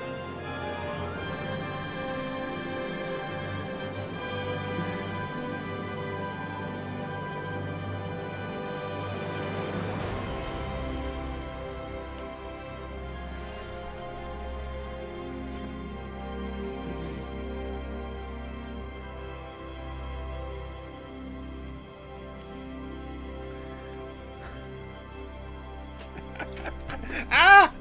No, my thing fell apart.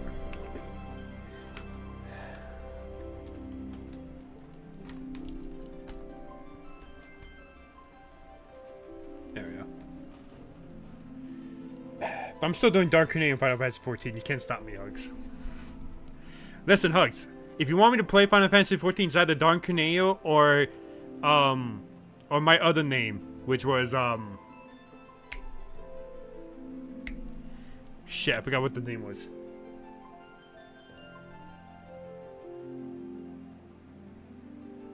Forgot what the other name was. Please don't. I mean, Corneo Pound Cake? Yeah. Corneo Fan 0009.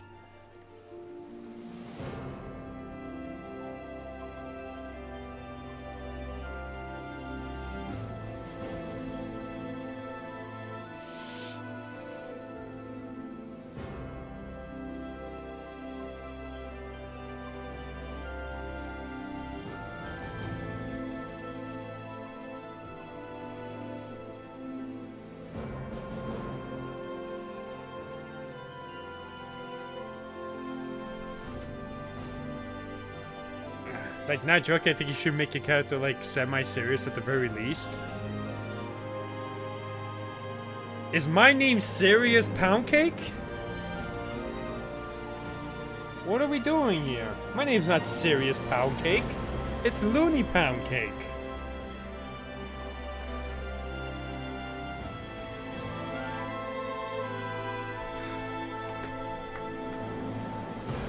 So... Wall is the Loony do not read. I don't know what the fuck that means. Winds of League? Is that a new League of Legends? So Loony Final Fantasy 14 stream at some point, yeah. At some point. Is Don Corneo's job a monk? No. His job is a sword fighter. Also, if it is a Don Corneo playthrough, we'll have to play saves in like an actual arc. What, you want me to start? What, you want me to be fucking Darkaneo and I'd start being like this pervy, skeezy guy, and then as we venture into the story, he slowly realizes his mistakes and his person and his traits, and slowly gets character development. Is that what we're doing here? Are we creating a sort of Don Caneo redemption story? Really? Really? That'd be interesting. We create our own Don Caneo redemption story. From 0 to hero.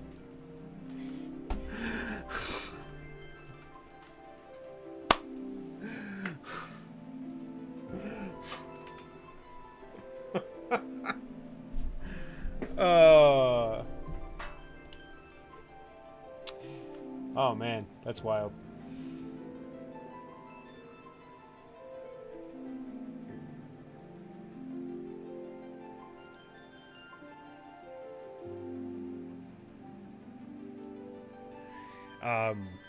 Anyway, let's step away from our future adventures as Darn Kane on Final Fantasy XIV. Let's talk about Derpina's favorite character, Cloud. Because Cloud, unfortunately,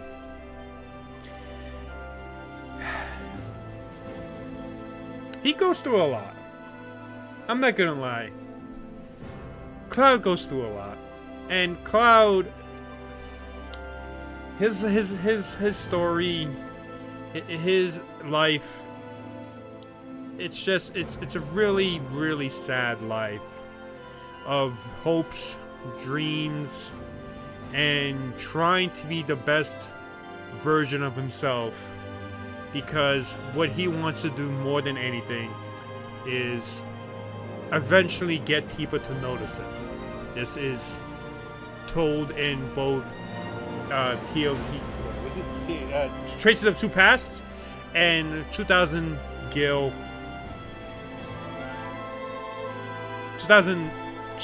something, where he specifically talks about that he wants to be a hero. He wants to be someone special. He wants to be someone special for Tifa. So, to understand him a little bit as to why I'm saying this is that Cloud has had long-term feelings for Tifa, and a lot of the stuff that he does or wants to be as a hero is because he wants her to notice him. His entire drive to be a soldier is because of her. And there's several things in their childhood that leads to that Cloud really does want to be someone special for Tifa. He gets jealous, he gets annoyed by all the other boys that hang out with her, and, you know, he doesn't like it. He doesn't, like, Tifa invites him to, you know, hang out, but him being stubborn doesn't do it. He doesn't hang out with them because he doesn't like the idea of the other boys hanging out with Tifa, and, essentially one of the big reasons why is because Tifa and him kind of, you know, as like really tiny babies, like really tiny children, they always hung out with each other because they live right next door, right? So they always hung out with each other, and then they slowly grew apart. And Tifa does like want him to hang out with her and the other boys, and essentially Cloud's just like, no. He's a little possessive to the point where like he wants Tifa to notice him more than anybody else. And he doesn't understand or know that during their moment when they're making that promise together, she does fall in love with him. It is in Traces of Two Pasts. She admits that she likes Cloud, and it's not like any normal like, but it's like the like that she wants to spend the rest of her life with him. Cloud doesn't know this, you know?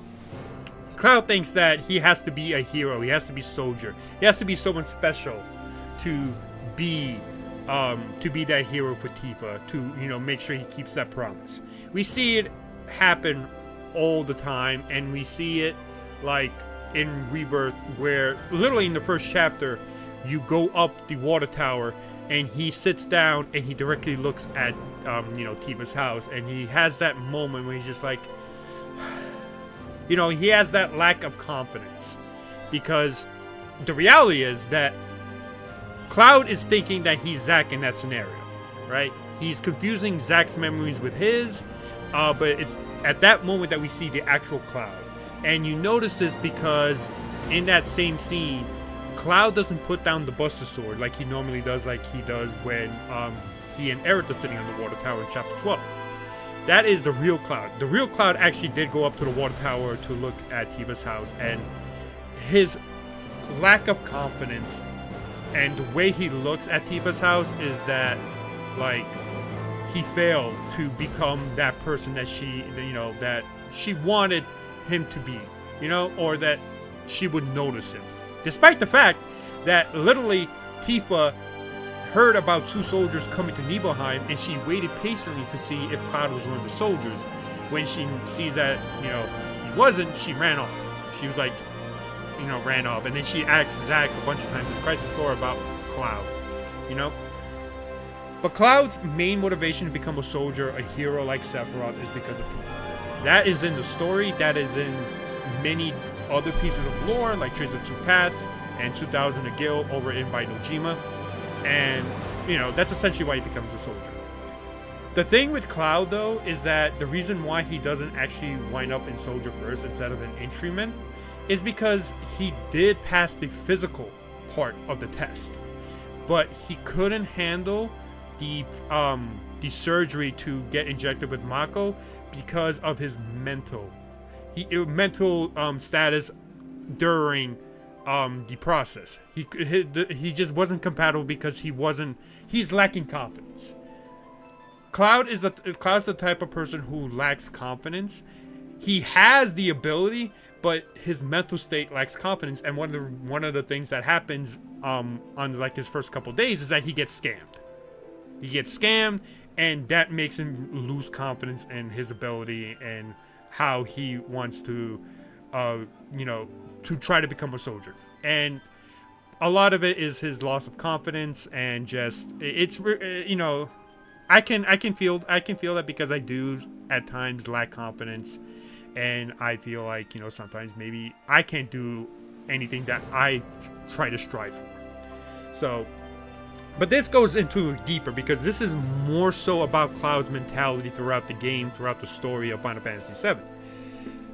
And it goes straight into the ending in Rebirth where, people believe that the Aerith that he's seeing in the second to last final cutscene is his mind not accepting the death of Aerith.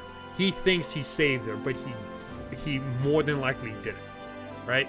And he's creating this hallucination or like this illusion that he did save her. And to everybody else, he just looks kind of crazy because he's seeing something that nobody else is seeing. Now, I'm not talking about the final cutscene. I think the final cutscene is the Aerith from the live stream communicating to Cloud. But the thing is that Cloud, for the most part, cannot handle loss really well. You see it with Zack, where Zack's death really puts an imprint on him that he doesn't to the point where his mind and his memories get really out of whack, and thinks like a lot of the stuff that Zack talks to him about as they're traveling to Midgard and he's with Mako poisoning is his adventures, is Zack's adventures, and then he takes those memories and incorporates to him because in his eyes, Zack is the hero that he always wanted to be, that he wants to be. So he takes his memories and infuses them with his own. And any moment that, tries to destroy that illusion that his mind has basically come up with, you get those static stuff, right? Part of it is also the J cells inside Cloud that's also affecting him like that. But the point is that Cloud's mind is a very fragile thing, and it comes from his lack of confidence and his stubbornness and all that stuff that he has built up as a kid. And the fact that he wasn't able to get in a soldier definitely affected his mind to the point where he's just coming up with memories of things that he has never done. He's putting memories of his own memories and Zack's memories into one to create this persona of a first-class soldier when he really was just an infantryman that went to Nibelheim during that incident back then. And it even goes more into the idea that Cloud, just, he wants to be that hero, but reality hits him hard. Because no matter what he does, he always just seems to be either late, like the timing the timing is off, he's really late, or he's weak and he can't save the people he can't save the people that he cherishes, he loves. You see during the Nibelheim incident, his mom, he couldn't save his mom. You see him on the ground, you know, calling out to her. He can't save her because he wasn't there when he wasn't like conscious, or he was too weak to be able to save her. You see it with Tifa when she gets slashed. He wasn't there when it happened, but he sees Tifa on the ground and he gets angry. He does show anger and a sign of confidence when he goes and stabs Sephiroth. But unfortunately, Cloud, he's still too weak to deal with Sephiroth. Sephiroth does stab him, but Cloud does pull a good fight, and then he tosses Sephiroth down into the Mako reactor in Nibelheim. But then we also have other moments where, like, Zack died, and he couldn't do anything because he was filled with Mako poisoning, right? The amount of guilt because of his weakness, his lack of confidence, and just wanting to be that hero, but just not having the power and strength, affects his mind to the point that he creates his persona. And we then see it in Final Fantasy VII Rebirth, where he essentially tries to save Aerith, but it looks like he doesn't. And this is just assuming, you know, that for the sake of argument's sake, that he doesn't, you know, actually save her, that the Aerith is no longer there and she's in the live stream now, right? And all that guilt, and his mind can't accept the fact that he couldn't save her, that he believes he saved her. But his mind is so messed up, and we know this because Jenova does still have a grasp on his mind. And he creates this idea, this reality that he believes that Aerith is alive, when more than reality is that she's dead because of what the other party members, how they're reacting to the whole situation. So in part 3, what's going to happen is that moment when he finally realizes everything, it's going to shatter his mind to the point that that's what will happen, where he gives the black materia to the Sephiroth that's hidden in the North Crater. He's going to realize everything. He's going to see everything. His mind shatters. He, you know, gets infected with Mako poisoning. He winds up in Mideel. And that whole sequence in the live stream happens with Tifa, where he recovers his memories and his mind is saved. So Cloud, unfortunately, has this. Cloud is a tragic, to me, my personal opinion, is a really well written story of a kid or a guy who just wants to be something that he knows he can, but he doesn't believe in himself too much, and he can't accept the loss of everyone that he couldn't save, because it's just his mind just really just can't handle all that. And it's gonna be a really tragic scene in part 3 when he realizes all of this, and it's gonna hurt. It's gonna hurt a lot when I see it. Now, I don't know if this is gonna actually happen, because they could go in a very different direction. But to me, I think, in my personal opinion, that makes the most sense to me, at least. But if you agree or disagree, just let me know in the comments. Let me hear what you think. And I'm, more than happy to talk to you guys in the comments. I definitely do that with any of my theory videos, because I really enjoy discussing this game with a lot of people. So hopefully you enjoyed this little detail about like why Cloud is like maybe seeing a hallucination of Aerith at the end of the game. It's because his mind, sadly, is just really broken and slowly breaking to the point, and we'll get that moment of like complete utter shattered mind that he will experience in more than likely the northern crater. So yeah, thank you for watching. Hopefully you enjoyed this video, and I'll see you guys next time. Hugs. What the fuck, Hugs?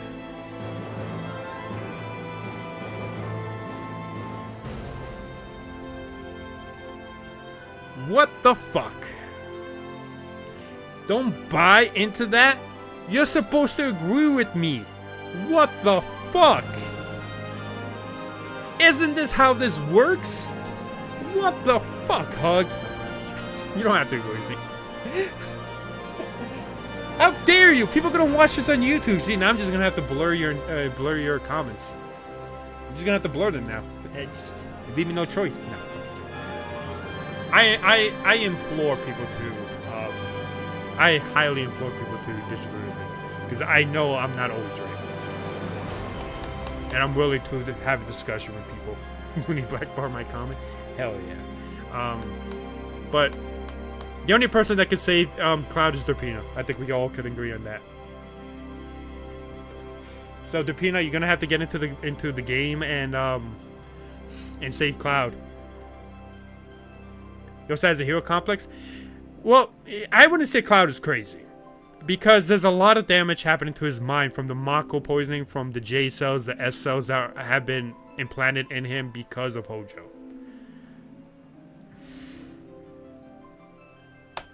Why do you not think this is plausible, Hugs? Like I dare you to disagree with me. You can fist fight me. Yeah. His mind is literally broken, though. Well, no, it's not fully broken. You don't see that moment until he gets to the Northern Crater, because there's moments where the real Cloud breaks out. So his full mind is not broken until the Northern Crater. The fact that you see the real Cloud appear from time to time means that it's not fully broken. And the reason why it's not fully broken is because he doesn't become a Black Robe. That's why Sephiroth wants to break his mind, because the moment you break Cloud's mind, he immediately becomes a Black Robe, and that's essentially what happens in the Northern Crater.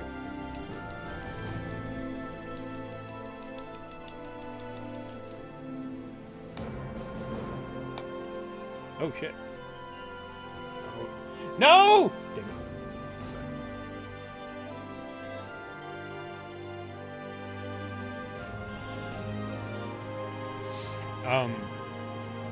Okay, now it's not gonna open up. God damn it. But yeah, his mind is messed up. I'm not disagreeing on that. It's not completely broken yet, though. It will be broken eventually, though, at the Northern Crater. Because that's the moment where he does give Sephiroth the black materia, and that's when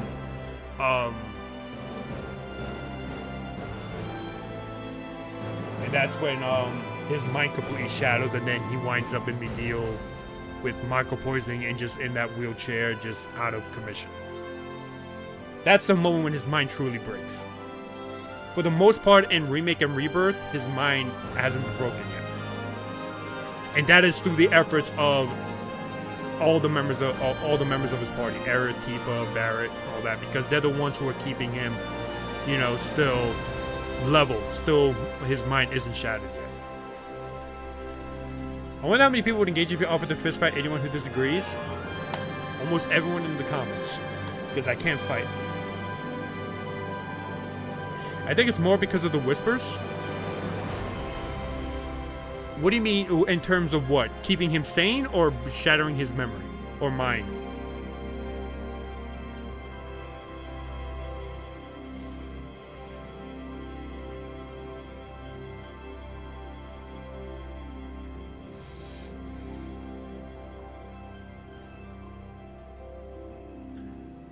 Keeping him sane? Well, no.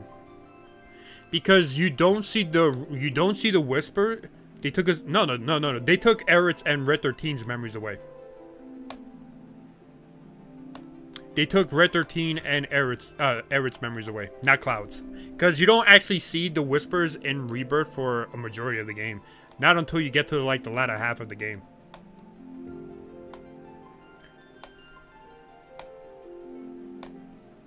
Yeah, the only people that they take away the memories is Aerith and Red 13, because they had memories of the future, or they had the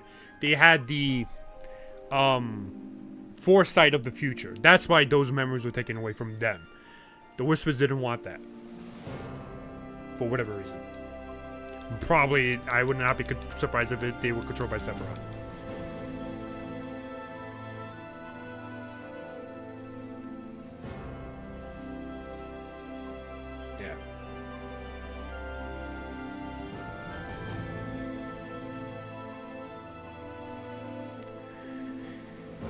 Oh no, Derpina's not here. That means she's out there saving Cloud. Yes. Go, Derpina. You can save Cloud. You can do it. Go, Derpina. And Cloud should still be in Fantasyland when he thinks he's Zack. Yes. Wait. Why do you think Wait, I never said that he wasn't thinking he's Zack.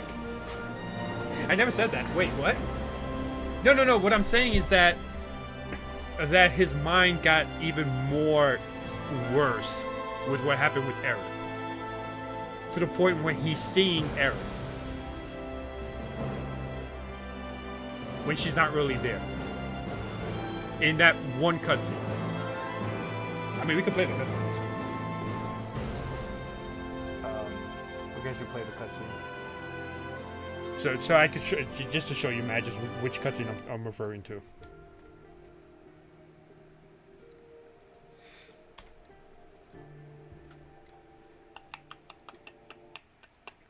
YouTube-o.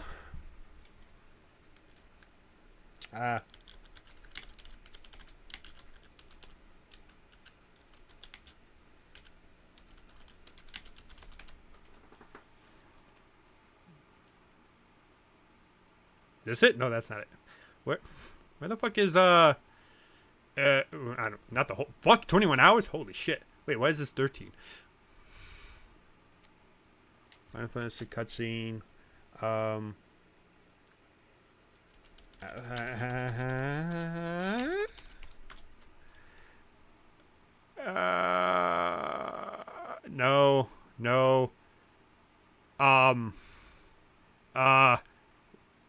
Max. What? Come on. Maybe it's one of these. No. No. Shit. I don't know. I don't know what to search for.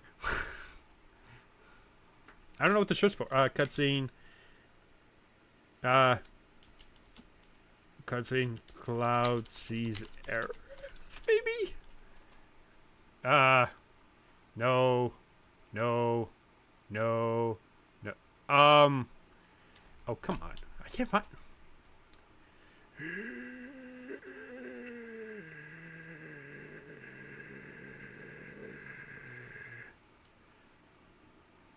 No.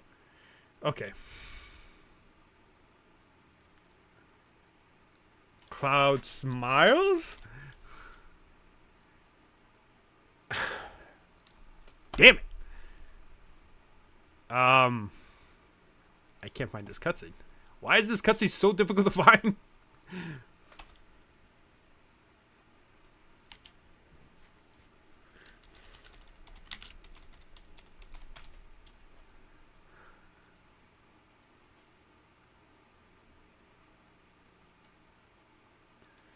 I'm gonna have to fucking...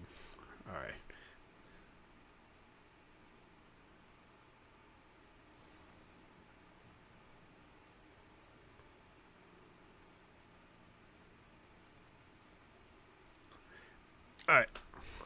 Alright, hold on. No.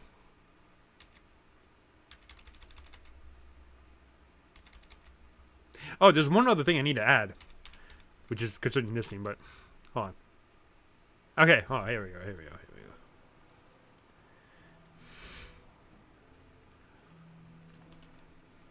So you see everyone's sad because they saw Aerith dying. Like, they see that Aerith did die.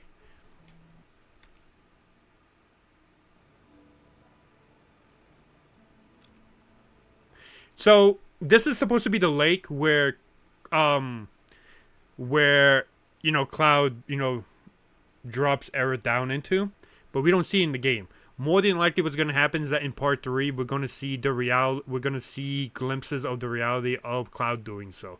But they're trying to make it look like that didn't happen because they're trying to enforce the possibility that Cloud thinks he saved Aerith, but everyone else saw her dead. And you can see everyone's mourning, everyone's sad. Cloud isn't. And then watch what happens. Can't stay here forever. We'd best get moving. Yep. Sounds good. You see how he reacts to that? Yep, sounds good. That comes off as like Cloud thinks he saved Aerith. Like, he's not mourning. He's not at all, like, realizing that, you know, she is dead.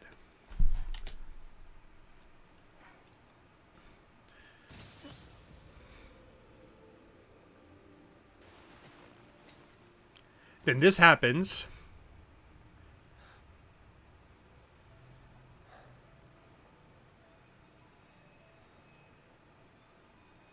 And the music and the music and the scene itself comes off really weird. Almost as if we shouldn't believe that this is in any form of way the real Aerith. That this maybe we're seeing like some sort of illusion created by Cloud's mind. I'll see you off.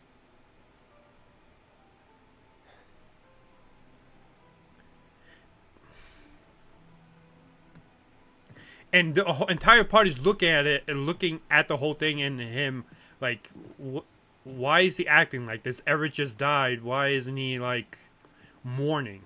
Because to Cloud, he's seeing like a Aerith that he thinks he saved.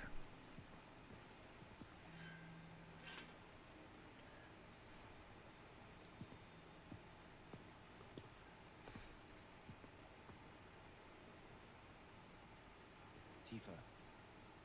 Come on.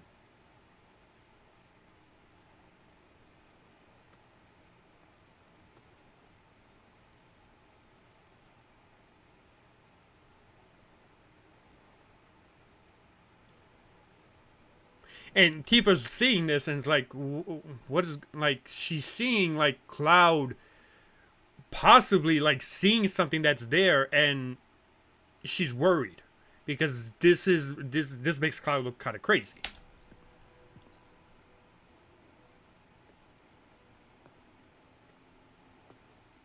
That's why I think that this Aerith right here is just an illusion created by Cloud's mind.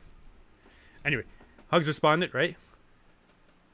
I wrote out a long message, did like half of it only for it to be too long still. Just message me on Discord. Well, if you thought I'd discuss the mission so long, it just means you're right and wants us to agree. I get the theory, but I don't think it's cooking. Why? I want to hear your thoughts. Why? Why isn't that cooking? Hello, Crunch Nasty. How are you? Welcome to the stream. We're having some discussions. Hopefully you're doing well.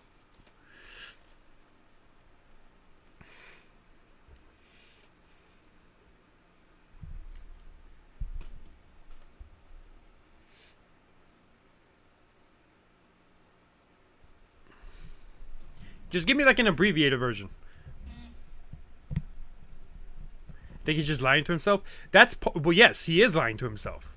He's lying to himself that he saved Aerith, but his mind is playing tricks on him because of how badly messed up his mind is. I think it's just...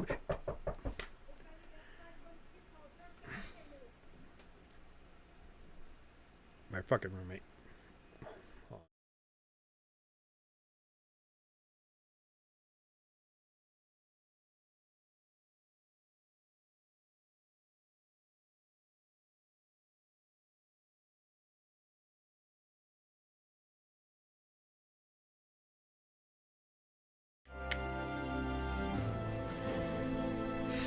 Yeah, that's Hugs coming to kick my butt. That's his way of grieving, but no, that's what I'm saying. That's his way of grieving, as in his mind is playing tricks on him. He's seeing Aerith because his mind and him is... His mind is not accepting it, so the way he's not necessarily grieving, but like his mind is pretending that Aerith is still alive. And that, it just seems off. Like the entire scene just seems way off. That it has to be either Cloud believes that he saved Aerith and he's seeing Aerith as some sort of like defense mechanism or coping mechanism because he can't handle the loss of her. The same way he couldn't handle the loss of Zack.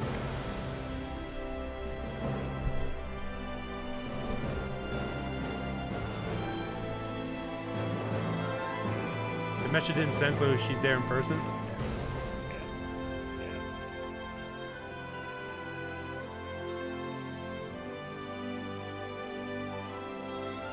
Again, I could be fucking wrong, you know? I could be 100% wrong. And they'll probably say like, no, that was the real Aerith. She's just God now. For all we know that. See, I don't think he thinks he saved her though. He does. He does, because you have moments where the party's seeing one thing and Cloud is seeing another thing.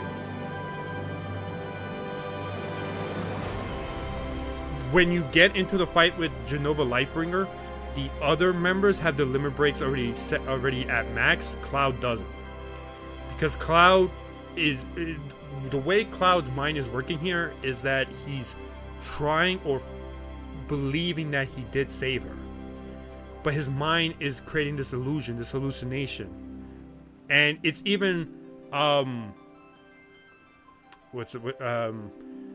in Ultimania, they left it ambiguous. It doesn't confirm whether or not this theory or like, you know, that is the real Aerith, or if Aerith lives or dies. It doesn't confirm it, the Ultimania. But they mention that, is this Cloud's hallucination, or is this Aerith something that Cloud is seeing? So it's the way part 3 goes is that Cloud's mind continues to break apart until the moment where they reach the Northern Crater. He gives the black materia to Sephiroth, and then he realizes what he has done, and his mind just completely shatters. And this just goes along with the idea that his mind is creating this coping mechanism, the defense mechanism, to seeing Aerith as if she's alive, because he believes he did save her, because he doesn't want to admit the fact that he didn't. You want to get me on call? Call? Okay.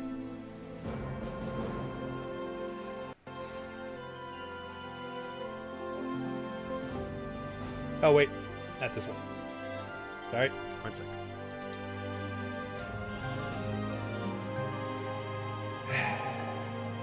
I said 1 sec. God.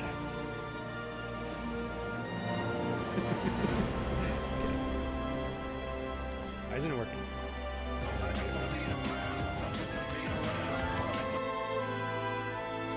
Wow, that is huge.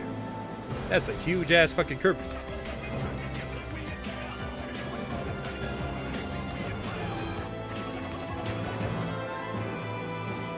It's a huge ass Kirby.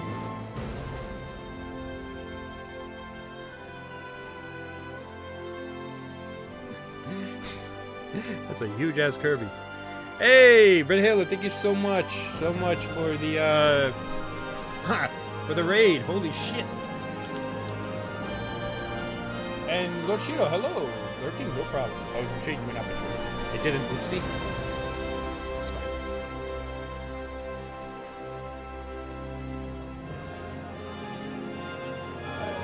Why isn't that? What? Why isn't that showing up?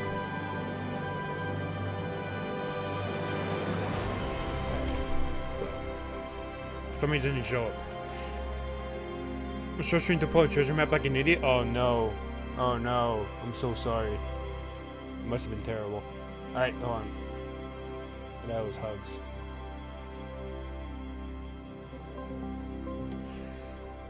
Worked out though? That's not good. That's good.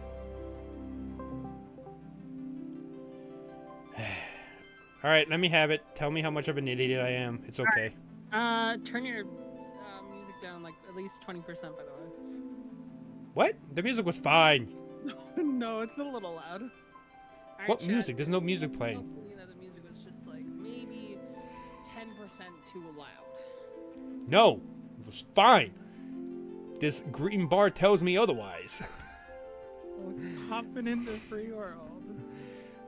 You got Alice and Edison 5? Nice. Alright, tell me how much of an idiot I am. Go ahead, it's okay. I feel like this is gonna be like so much worse to like explain than Paul somehow. But like I'll try. Basically, I understand sentimentally or like even dramatically where there's substance to like Cloud basically being kind of insane existed even in the original film, right? And like it's still kind of perceived now. So if anything, him my mumbo jumbo, even more so than before, just like completely falls in line with this character. What I don't really understand is what would be the point of writing a story like that for just Cloud when there's so many like things in the vicinity of Cloud that doesn't involve him having this fabricated like reality in his head, you know? Because like if you're gonna go with the idea that like glitchiness is just like all of fabrication of his mind, I think that works 50% of the time. I don't think it works like The glitch. for. Okay.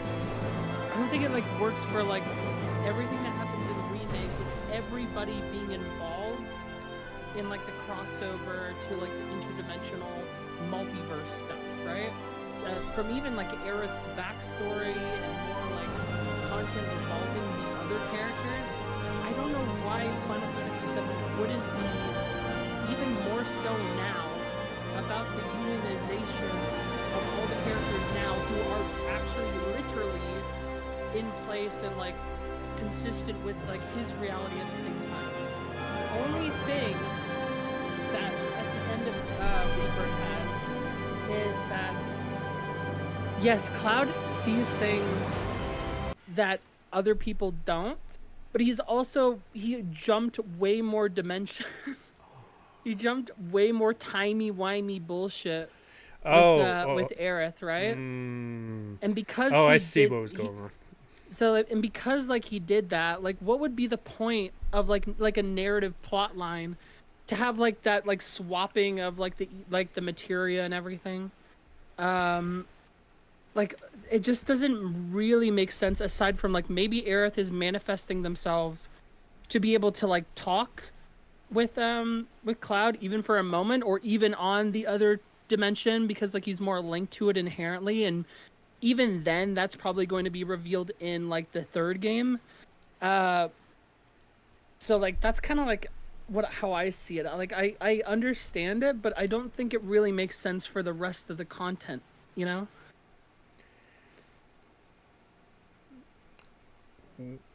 I don't think I ever mentioned anything about the realities. Okay. I don't think. No, like Did this I has nothing. misunderstand? Or? This has nothing to do with the realities. Okay. It's just literally just Cloud's mind. So you don't think any of that happened? What You don't the think that, like the different realities? You think this is all like? No. Okay, no. The realities did happen. It's been confirmed by the devs themselves. But what happens with Cloud's mind in this situation has nothing to do with that. There's people who think that, you know, him trying to stop Sephiroth's blade created a new reality where Aerith is alive. But that's not, I don't think that's what happened here. The static isn't ever about different realities. It's about Cloud's memories. Sure, yeah. So none of that has to do with like him like creating a new reality within the live stream or anything like that, but it's his mind breaking apart because he has shown that he can't handle loss that well. Yeah, he has with Zack. PTSD. Yeah, so he's creating another. His mind doesn't accept the fact that he couldn't save Aerith because of what I mentioned earlier, where he just could like he wants to be that hero, right?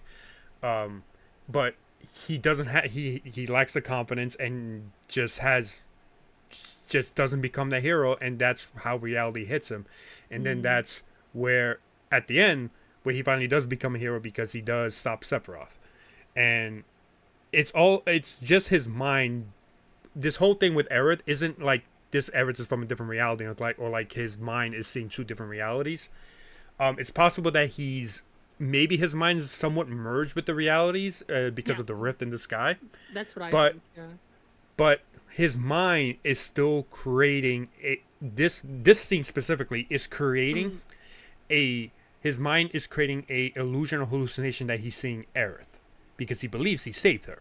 Right, and you think it's like him trying to get a wish fulfillment, like send off from like Aerith or something?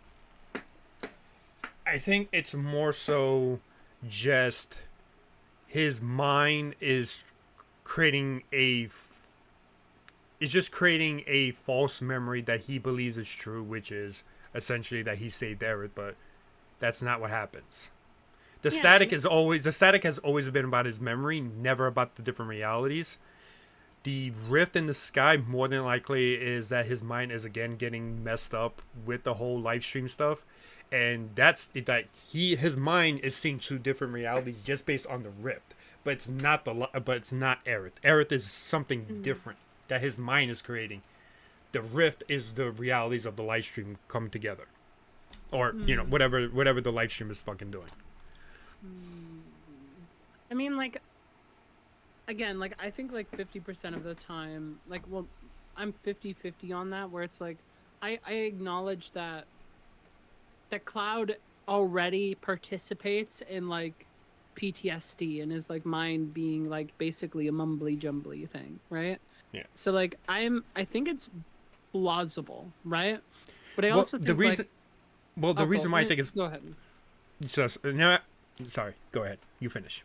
No, I actually would want to hear like what you say about that. The reason why I'm saying this is because yes, the remake project is doing all this stuff with the different worlds and stuff like that. Yep.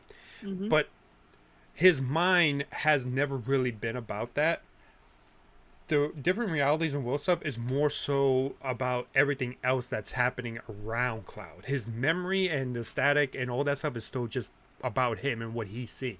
He doesn't get like future foresight like Aerith and Red 13 do, right? So his mind isn't as fused with the whole the different worlds and reality stuff as much as like the stuff with Biggs, the stuff with Zack, maybe even the stuff with Aerith for some of the stuff, right?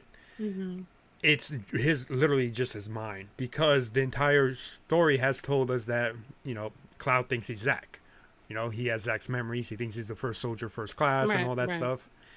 And the point that Sephiroth has been trying to do is break Cloud's mind, not break his reality or set him apart to a different reality or anything like that. That has never been the thing what Sephiroth has been doing. He's been trying to get Cloud to kill Tifa, because he wants to shatter his mind. Once Cloud's mind is shattered, he becomes a black robe. That's essentially what happens in the OG.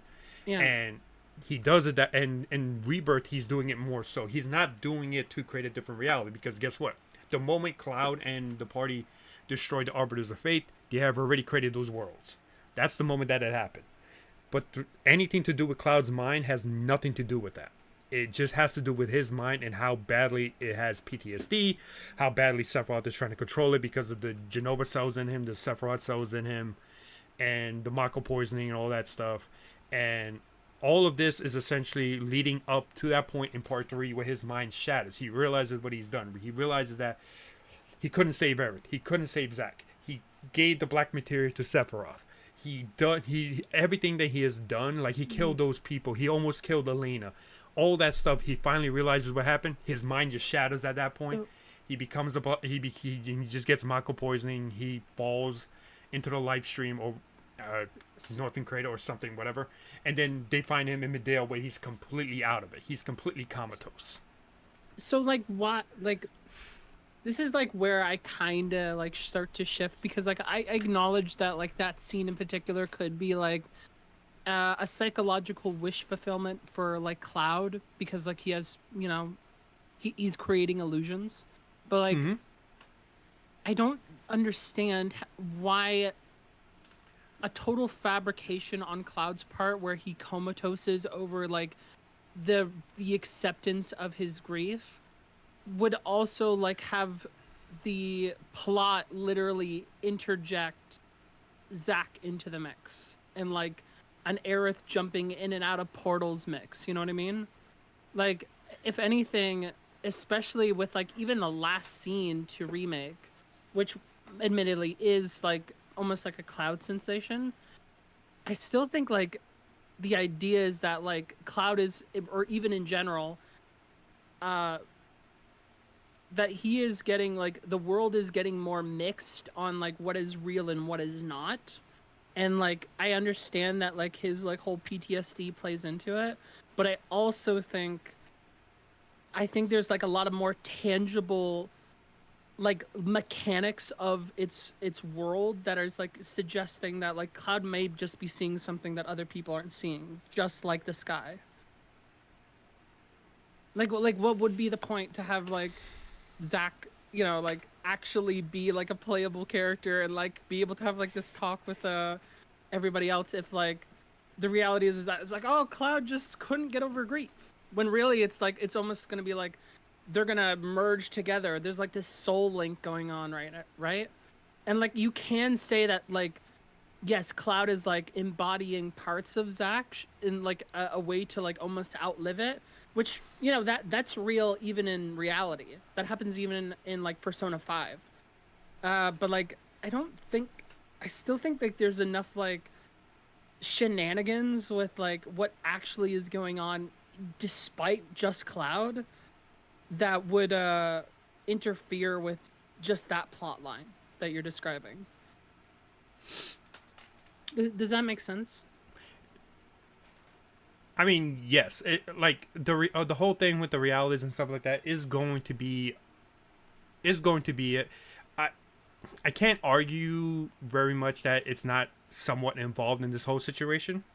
Yeah. But the thing they're trying to, in my opinion, that they're trying to do with the whole, you know, reality, different worlds, the whole Zack stuff, is that Zack, the reason why they kept Zack is, I think, one of the reasons is I think they are going to give him that reunion with Aerith, which probably will happen at some point in the story in part 3.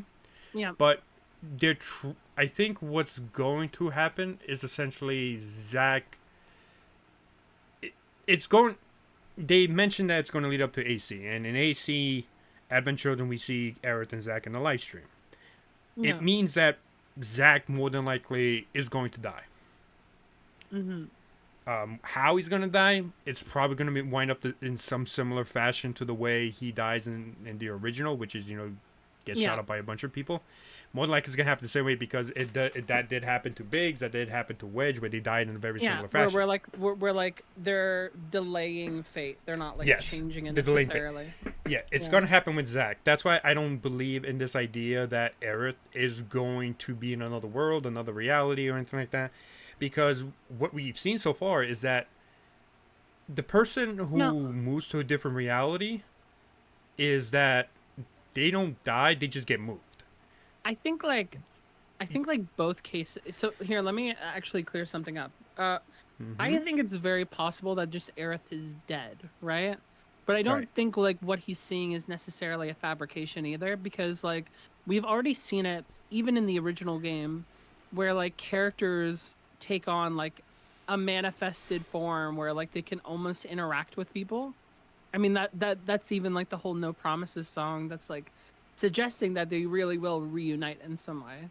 But like even on that performance, like Aerith also sees someone that like, you know, she sees people like with the live stream, you know? And so like I think if anything it's like a communication of that of like what's going on there with some like weird dimensional implications and stuff.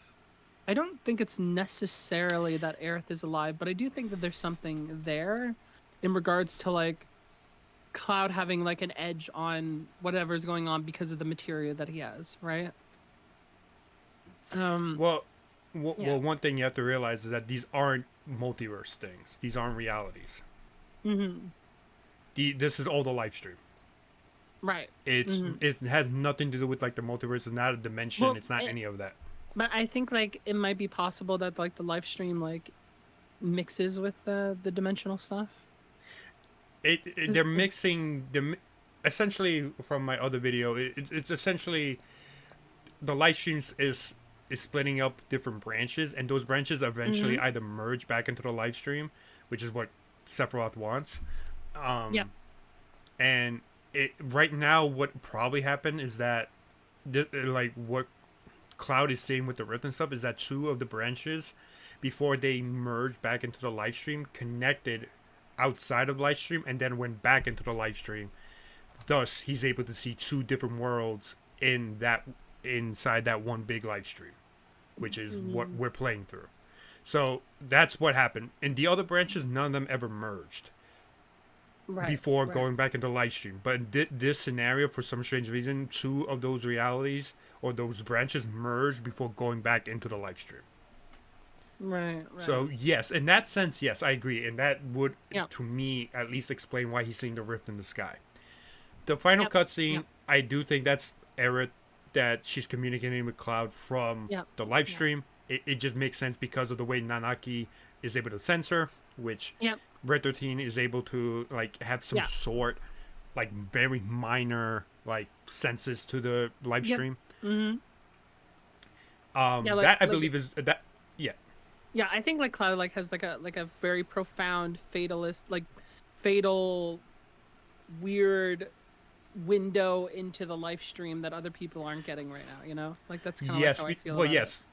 Yes, well that's also because he has so much fucking Mako in his fucking body. It's like fucking, you know. Yeah, exactly. Like he's just disrupted. Yeah. Yeah, which is why it just makes sense that like the live stream is now affecting his perception in his mind as to why he can see things that others can't. Right. But I do think that in this specific situation, it just comes off as, because of just the scene itself, the camera angle of Aerith, the music that's played, the way, you know, Cloud reacts to certain things that she says, to the way he looks at Tifa, to the way he's like acting like he's not really even mourning, like he's not mourning the loss, almost as if like he thinks that none of it happened, that he saved her, right?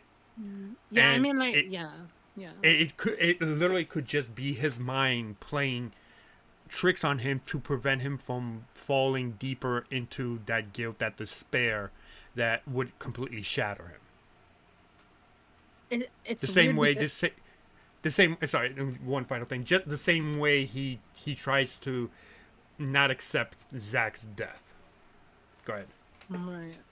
I mean, like, that's also something kind of in line with like Cloud's character, though, is that like because of like the dimensional hopping and stuff and like that allurement, that like he might be perceiving that they're still alive, but like really it's just like, you know, the live stream, right? I think it's possible that like he is just like making it up. I think that's like totally fine, but like, you know, the static out of it, like where like he gets static and then like wakes up, because like he's not experiencing static and then seeing Aerith alive, right? It's just like something going on. Well, I think it's in possible, this scene he does. but... In this scene he does. The one I just showed. the static happens and then he sees Aerith sitting next to him. Right. But like there's also times where he has static and like everything is fine as well, right? And so like that's why it's like maybe messing with it. But like, well, the other times he has static is to prevent him from remembering events properly. It's basically that's Genova trying to make sure he doesn't remember like the very specific, because if he does, then she loses control over him, and you know she isn't able to essentially make him the puppet that she wants him to be. It's basically her trying to fuck with Cloud's mind to make sure you're my puppet. I ain't letting you see this. I'm not letting you remember this. I'm not letting you remember that. You cannot remember this. Some parts leak out, but like for example, when he sees Zack dying after the static thing, but he's not remembering correctly, which is fine. She's like, all right, that's fine. You're not remembering correctly. That's perfectly fine. It makes him doubt his own memories. It makes him doubt his ability, his confidence to make his mind worse, because now he's like, oh my God, I can't believe I'm forgetting about Zack. I'm experiencing cell degradation. You know? Right. That's why she was like okay of him remembering that, because it makes him lose that confidence. It makes him feel like, you know, he's losing himself. So it's all, the whole static stuff isn't tied to what essentially the whispers do. it's an entirely separate thing, which is why it makes sense that he's seeing a version of Aerith that he thinks he saved. But the reality Right. is that he's just seeing an illusion of her because his mind and himself don't want to accept that he And, like, didn't save her. Like, I adhere to that. Like, I adhere that, like, it's very plausible in that scene that it's like an illusion. Like, they even give like Cloud like this almost like innocent, goofy smile. Like, you know, It's goofy. It's also, it comes off a little creepy. I'm not gonna lie, it does come off a little creepy. Like, I'm not saying he wouldn't smile if he sees Aerith. I'm sure he would Yeah. smile, but it just comes off really weird. it's like why? Yeah, it's very- I mean, like that like definitely helps. Cloud is also a character that also has dealt with like his PTSD by like virtue of already being quite cold about it. Like, whatever, let's move on. You know, like he's always been Yeah. like that, right? Yeah. But And the way Tifa looks at him is like, what is going on with you? yeah, And she doesn't want to confront him because she's afraid that if she does, who knows what the fuck happens to Cloud's mind. And that's part of the reason why she doesn't, and people complain about this a lot, but she isn't lying to Cloud to harm him or anything. That she just doesn't I'm understand how not to gonna- deal with it. I'm not gonna even entertain that thought. I think like Yeah.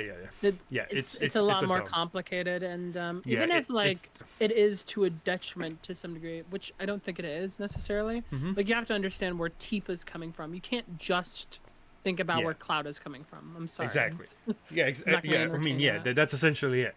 But like Tifa is trying very hard to not dug too deep into it because she notices several times if she tries to push it, Cloud gets the static. Cloud falls deeper into like just like lulling himself into like just not being there. So she's afraid if she pushes too hard, she might lose him. And even he's making her doubt her own memories, right? Which is why we also have that scene where she falls into the Mako and the weapon swallows her. We see her like going through her memories, and then it comes out to the Gungaga scene after that where they talk about that memory. And you know, so it's like she doesn't want to push it because she doesn't probably know how to handle it well. She doesn't understand or like is confused by her own memories of everything, and I mean, she's dealing afraid. I mean, she's like dealing with grief herself right now, right? Like, Yeah, like, exactly. The last Yeah. thing she wants to do is like, in her moment of vulnerability, take on the task of like, maybe Mm-hmm. de-illusioning like Cloud, even if that is what's yeah. going on. You know, it's just Yeah, like yeah. still, it's like a lot, right? Which is Yeah, why, like- again, I'm not gonna even entertain the. Yeah, like imagine. It's weird. Like, imagine if Tifa all of a sudden just confronts Cloud and is like, snap out of it! Aerith is dead! Can't you see that? What do you think Cloud would fucking be? He'll be angry at her. Like, no, what are you talking about? She's It right wouldn't- here! Yeah, wouldn't Like- really do much. It's going to cause way more problems than solutions. So that's why she's not saying anything. She's like, she's just completely worried about him. Because he's not acting right. He's acting like, you know, one of the people he got close to isn't fucking dead. Yeah. Right?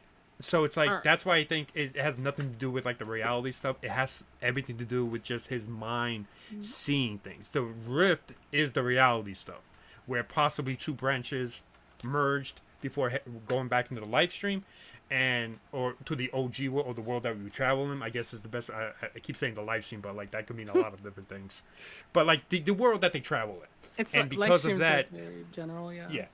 Yeah. So two branches merge and they go back into the original world, and that's why Cloud can see the rift, because of also he has all that Mako poisoning, and he's so Yeah. influenced by Mako that yeah. Yeah, I mean, he's a little freak. His mind's a little Yeah. freaked out. Yeah. So I yeah, mean- so that I mean, Yeah. I get it. I still think that there's a lot more tangible, like, oh, that's just the plot going on, but I can see to at least that moment that there's at least like coping, right? You know? yeah. So I think that's pretty good. I think I explained myself pretty well. I don't know what people in chat thought, but yeah, that's my little take. Kuma says Pogs, and Kuma also says, who is this girl talking right now? She's weird. I don't know. Nah, Fuck. Kuma didn't say that. Kuma didn't say that. Whatever. Fuck all y'all. I'm gonna. I should say this. A lot of these thoughts and like what I know of the plot is like from stuff that I've seen, but I haven't like experienced in full. So. Oh, stop! Oh God, you just. Oh God. What? Why'd you leak that? Why would you say that? Now no one will believe you. I mean, like honestly, I'm right. So. You'll be like that person who thought Cloud not jumping into the Mako reactor was stupid of him because it was just water. I'm like 100%. Like, I genuinely think like I have a pretty good understanding of like how things kind of work. So even though like there's like a bunch of like peripheral aspects that I don't entirely know, I still feel stand by on that, and like I was able to at least say something. So I think I did good. But yeah, it's good. My thoughts on it was more aligned with Hugs, to be honest. I did think it was more of a cope, but not Cloud's crazy brain trying to keep his sanity. It's hold on. His brain isn't trying. No, his brain isn't trying to keep his sanity in check. This is just part of this is all part of his sanity declining more. Well, I mean, but that's what coping does, right? You know that, right? Well, yeah. Well, coping is probably not the best word, but it's basically just continuously causing his mind to weaken more, is what I'm saying. Yeah, and that's due to cope, right? Yes.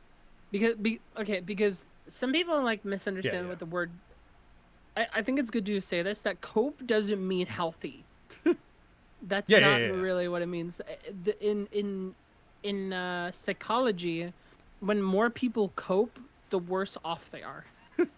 but that's essentially what I mean. I think I may have come off as maybe I might have explained that off. Maybe I explained that off. Maybe that's why it's confusing. You're trying to like iterate like cope sounds like almost like positive necessarily. Like I understand, but like he's coping by making defense mechanisms that like bring troublesome issues to other assets of his life, right?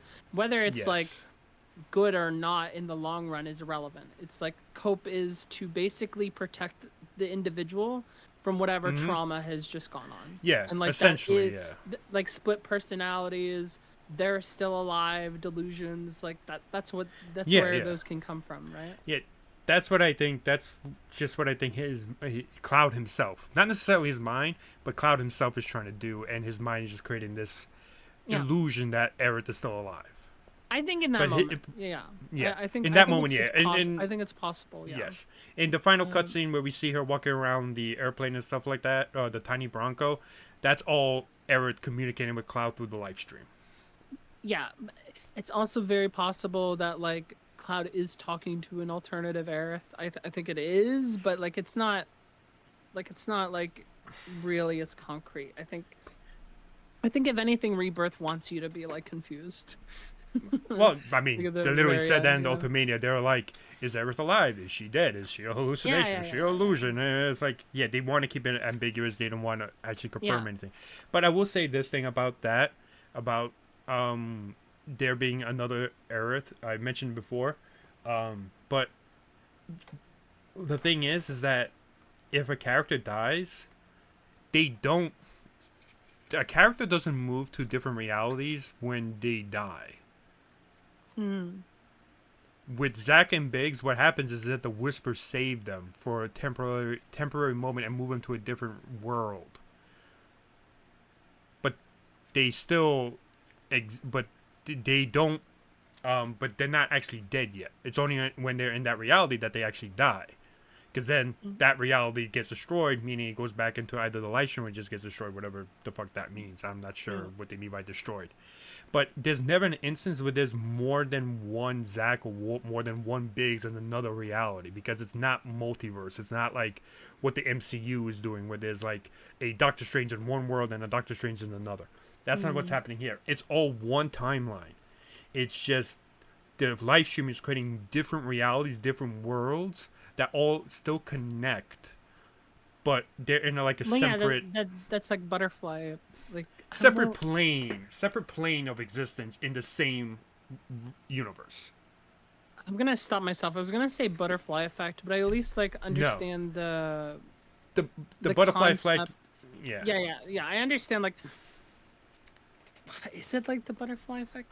No, the butterfly effect is literally, if you kill a butterfly or like the butterfly flaps his wing in a very different direction or something like that, it creates an alternate path in the timeline where like fucking right. where something Well, happens that didn't happen before.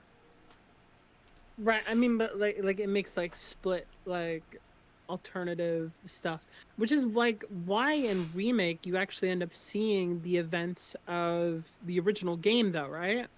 Yeah. Oh, hold on. So are the whispers part of the live stream? Yes, the whispers are part of the live stream, or at least the white whispers are. The white whispers The white are. whispers are, yeah. Yeah, the white whispers are essentially, on the side of the live stream. They are controlled by the live stream itself. I mean, like, there is like timey-wimey stuff in Visions that like not really like just Aerith gets, but like everybody gets, especially in the plunge against Sephiroth in remake, Yes. right? Yes. So it's that already like it's already kind of suggesting that there's like like potentially there's either an alternative universe or that this is what you will see in the future because it'll be inevitable kind of thing, right? I thought it was the smallest things can change the future entirely. I mean, I think that's what it is. I think that's pretty much what it is. It's like that's pretty much what the butterfly effect it's like is, if you change fate, then it like makes like split off like alternative worlds. Yeah. That still end up like doing kind of like a similar thing or like has Yeah. greater consequence. There's like there can be like a monkey paw situation in that as well, where you see it in like Steins Gate, because Steins Gate deals with like the butterfly effect. So like I would suggest that like it's probably butterfly effect with like Sephiroth having like played with things in the way that he has from the very beginning. Like a lot of it is like his interjection. Well, the devs already mentioned that it's not like the multiverse thing. So it's literally just a live stream. Like anything to do with timelines and stuff like that is not true whatsoever according to the devs. It's all about just one essence, the live stream, that creates these different planes of these different spiritual planes of like the same reality, but either people are existent. Some people exist in one reality and then they immediately just go back. It's essentially just like I said, like I mentioned in my other theory that it's literally just branches. It just branches off the live stream that just separate from the real one before going back into, which is where the worlds merge. I see. So it has nothing to do with like it has nothing to do with like time travel or anything like that. It's because the live stream is a collection of a lot of people, all the people, or everything on Gaia's memories, hopes, dreams, and stuff like that. So then what does that make the original episode? It just gets retconned? They're not retconning it. It's like a sequel. Yeah, this game is considered similar to like a sequel where the events of the OG already happened. Which is why I said in the video that the Aerith and the Sephiroth that are currently dueling, before this Aerith gets killed, or that are dueling, are both the Aerith and Sephiroths from admin children. They travel through, in the live stream, they travel through the memories and all that stuff to get back to a point where this game where the remake project begins. Yeah, the Advent Children has like a big effect on this game. Yes, and they already mentioned that Advent Children will be linked up in some capacity or in some way, but the end goal will be Advent Children. The end goal is still Advent Children, yeah. The end goal is still Advent Children, and the story beats will remain the same. Meaning that all the story beats that the original game had will still happen in this remake project. Some may change a little bit, but like for example, meeting Sid. But the events still happen. It's not going to deviate from the original story. Yeah, I mean, it does already deviate from the original story. Not, but not too much because the I mean, events I are mean, still happening the same way. I mean, like it does. Like, yes, you cover like some of the basis of things, but like fundamentally, there's a lot of more like convoluted, like Well, dimensional yes. things going Well, on that yes. like Well, yes. generally like change everything, you know. Well, yes. Well, yes. But like, But but there is the fate thing where it's like, where maybe it's destiny, where it's like, it's fate. It's you know, fate, it's fate. yeah, that they end up dying anyways or something, right? Yeah, but the thing Yeah. is like, the thing is that there, all of this stuff that's happening is all to just at the end have the life stream correct itself once Genova is out of the picture. Once they defeat Genova, once they defeat Sephiroth, eventually it will all just go back into the live stream, and the live stream itself will fix itself. So all the moments that happen that have slightly changed from the original is because of the whole Arbiters of Fate thing. So the Yep. way we meet Sid is different because of what happens with the Arbiters of Fate. But the devs mentioned several times that the story beats, the very Now- important story beats now- of the game, will stay the same. Now they said that about Rebirth. Did they say that about the third game? They said that from the very beginning. Before, when they announced the remake project and they did interviews, they immediately said all the story bits will stay the same, but we're gonna play around with it to where give is you a that? more. Where is it that they say that like boy. the story beats will be the same? Because it's like, it's definitely not rhythmically the same, right? Kitase mentioned it in a the director, producer, and creative director have made it pretty clear multiple times that the story of the remake project will continue. Let's see if I can find an actual article. Oh, God damn it! I don't cure. What the fuck, Core? Supposed to explain. Okay, maybe this will be it. Oh my God, I don't know this website. Screen rant. Ew. Oh, you know what? I know the best Twitter account for this. It's the Shinra something Shinra Archaeology Department. It's like a database of all this stuff. You want to pull that up on stream for the peeps? No. Oh, sorry, Chad. I tried, but you have a tyrannical streamer on your hand and a Yeah, hold on. Let me see if I can find this abusive first. streamer on your hand.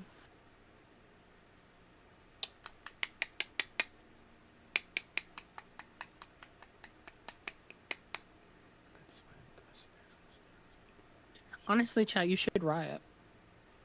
What? What? Sorry, nothing. You heard me right, chat.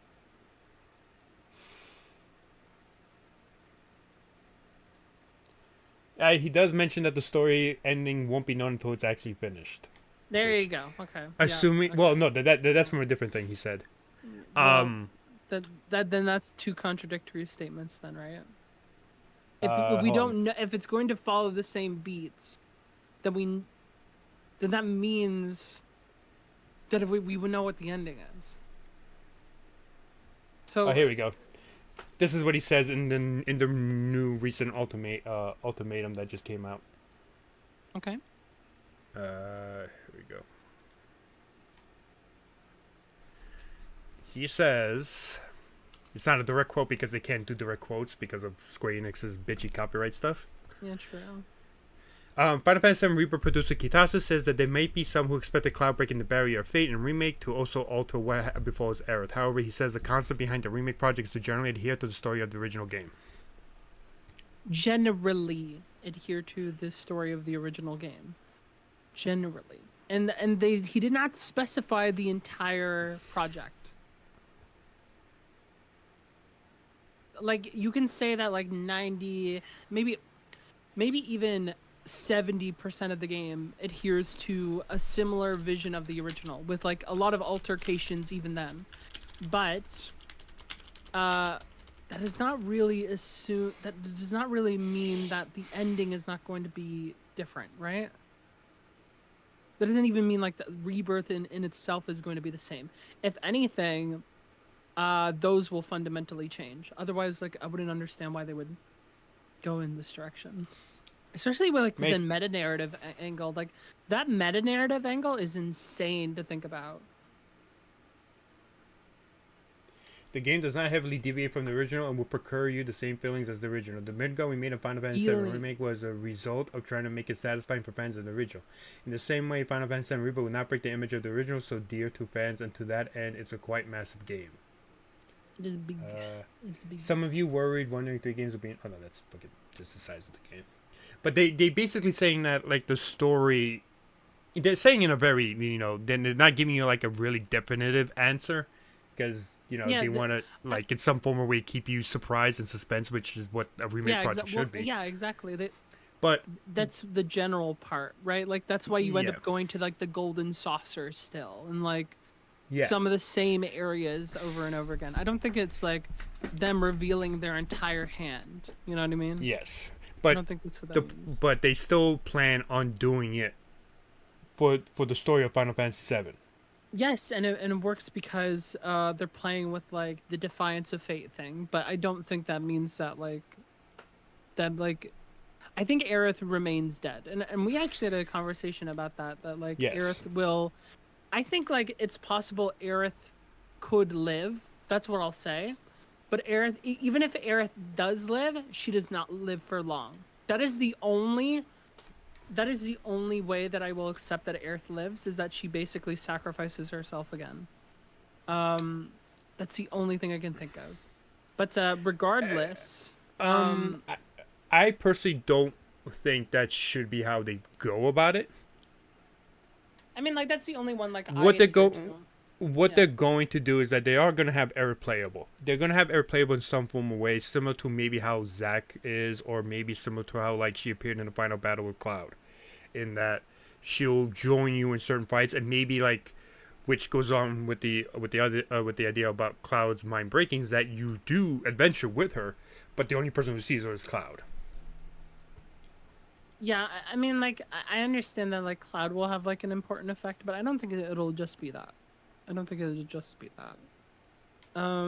If anything, it'll be unknown to the rest of the cast, but it'll still matter to Cloud, and like he'll be aware of it, and like us, the players, will be aware of it. But I don't think like the rest of the cast has to know, kind of thing. Yeah, it hurts my brain. Yeah, and like you're not the only one, Magus. I'll say this right now, Magus. I'll say this to you. There's another game that does that, and you probably know what I'm talking about. So the crappiest game of all time, Chrono Trigger. No, what the hell? That's a great game. That's like top 3. I know. I have never played it, so I'm just shitting on it. You've never played? All right, chat. Nope. You're gonna have to riot again. Loony I've never played Chrono Trigger. A game called Chrono Trigger. He calls himself a gamer. Do you guys want someone who calls himself a gamer to not have played Chrono Trigger? He doesn't even have an opinion on it. What do you guys think of that? I do have an opinion on it. No, you don't. I think it's pretty neat. All right. Looney's gonna have to play Chrono Trigger on stream soon. I've been betrayed. What do you mean? I haven't played Final Fantasy VIII either. Your actions have consequences, you know? You're gonna have to play it on stream. If I feel like it. Oh, chat, you hear that? He doesn't really care about you guys. FF8 can be skipped? Wow. FF8 can be skipped? I don't know which one that is. It's the one with Squall and the witches, I think. Squall. I just know that much. Wait, I thought people love that one. Nowhere. Here's the thing. People love it. The original creator of Final Fantasy did not. I'll tell you right now, that has like probably the best Final Fantasy soundtrack. IMO. Okay, no, stop. It has like probably the best soundtrack. I'm telling you Stop. right now, Stop. guys, look Stop. up the Final Fantasy Stop. VIII soundtrack, and it is No, like stop. fantastic. It's Stop. so Stop. good. Stop. It's like the best ones are like 7, 8. Oh wait, 7, 8, 6, and then Final Fantasy 14. Best soundtracks for Final Fantasy, easy. Final Fantasy 14 is better? Hell yeah. Yeah, No. let's go. The best soundtrack of any Final Fantasy is 10. Because it has one song that goes Blitzball? hard as fuck.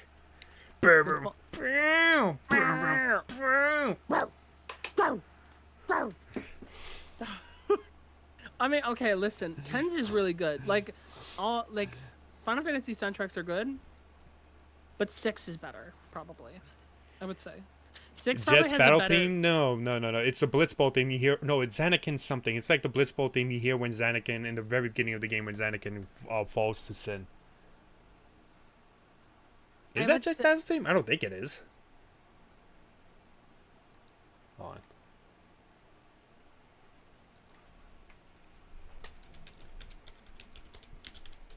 It's very possible that 6 might have a better soundtrack than 7, to be honest. 6 Get out is of an my stream. amazing soundtrack. Get out of my stream. What? What, really? No.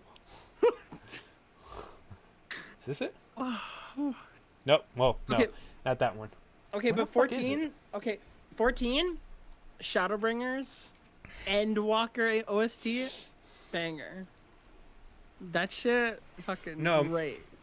I don't know. I don't remember if that's a Eject one, but... Xanakin... Blitzball... Theme? Maybe that's what it is? I don't even know what it's called. Blitzball? It's probably Blitzball. Otherworld, Sounded- that's what it's called. Otherworld. Oh. 14. Papaya. I mean, that's legendary.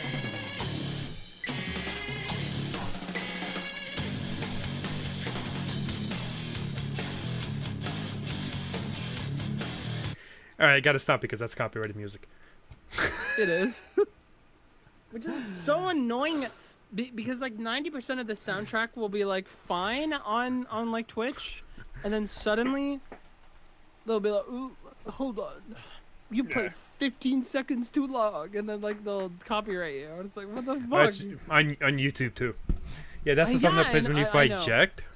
Oh man, it's been a while since I played. I don't remember that. I literally like stream like Endwalker and like Shadowbringers content, and they like mute, like they're like copyrighted, and I'm like, this is in the game that you can stream. You have a category for it in your database, and you're going to copyright me for the music in game. It's so insane. Well, then why are you playing the music so loud? My god, what the hell? I literally they copyrighted me for like me blabbing over like 15 seconds of a track. It was so insane. I don't know why they did that. So I just realized the things I recorded today probably Yeah. are not usable What? Wait, why? because my video capture device was on and was playing really loudly. I didn't realize that. I thought you guys would talk about my desktop audio, but it turned out it was the video capture device. It was the game. The game was loud. And I had separate music playing alongside it, so basically I think this footage is useless. Oh, I mean, like, you got your opinions out there. I think that matters. Like, you know. The fuck? The fuck? What? Sure, but if no one can fucking hear it, who gives a shit? Oh my god. I mean, there was people here. Look, like you have very engaged and well thought out viewers here right now. They can reach out. I mean, yeah, but they have to hear me. And you know, it's a fucking video thing. It's a video audio person thing. They can reach Yeah. chat. They don't need Thank you. Loony. Yeah. Well, I guess I could actually record one more video, so I'm gonna have to disconnect you, Hugs. Oh, Get outta here. okay. Well, goodbye, everybody. See y'all later. You'll never see Hugs again. You'll never see Hugs again on stream. Talking. Woo! Okay, so one of my tweets popped off recently, and I like it. My tweets are popping off. That was fun, actually. Yeah, it was fun. One of my tweets started popping off, and I'm very happy about it. It didn't pop off like pop off, but it did pretty well. So I might as well just record like a short video on that.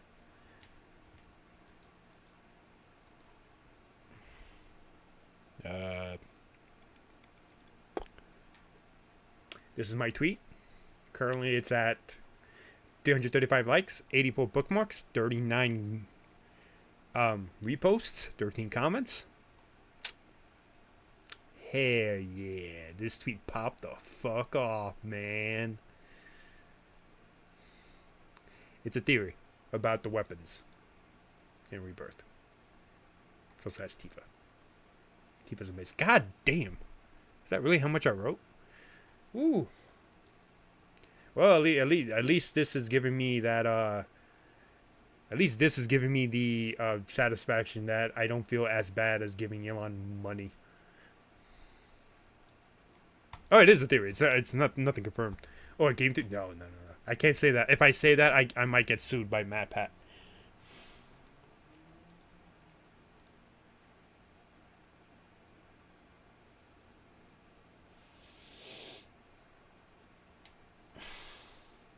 Wasn't there a time when he actually did try threatening that? Like, you couldn't say a game theory because he like copyrighted it or something, or like he said that no one else should use that terminology or something like that? Or was that just something that came up in my mind years ago that I thought existed? I don't remember.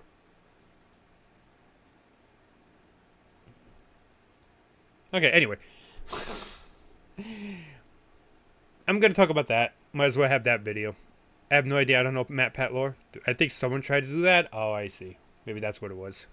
I know the React brothers wanted to copyright React videos, which was dumb as shit possible, and then they lost everything. I know that much. That was fun.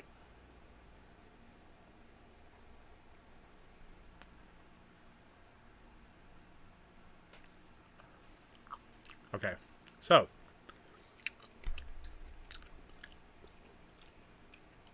We're going to talk about the best girl. Chrono Trigger stream when? When I actually get the game, because I do not have it. I do not have the game whatsoever.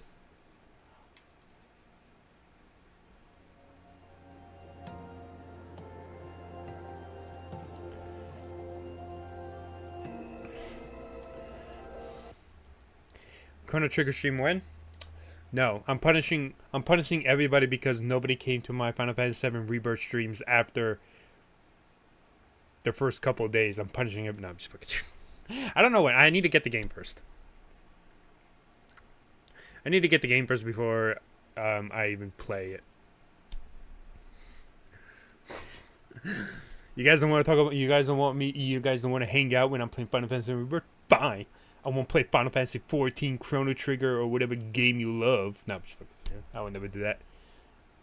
I just have plans. I want to play games that other people do not want me to play because I find them interesting. Play 15? I do need to revisit 15 because it's been a long time since I played 15. I do have 13 now, though. I do have Final Fantasy 13 now. Play 14. Okay, I'll play. Okay, the Final Fantasy game I will play is 14 divided by 2. So whatever that Final Fantasy game is, I want to play it.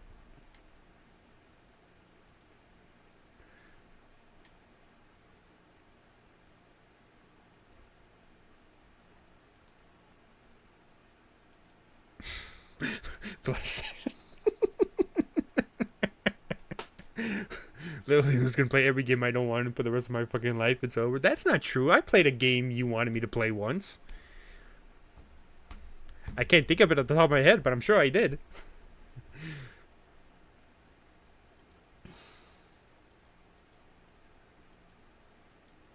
Livestream.net.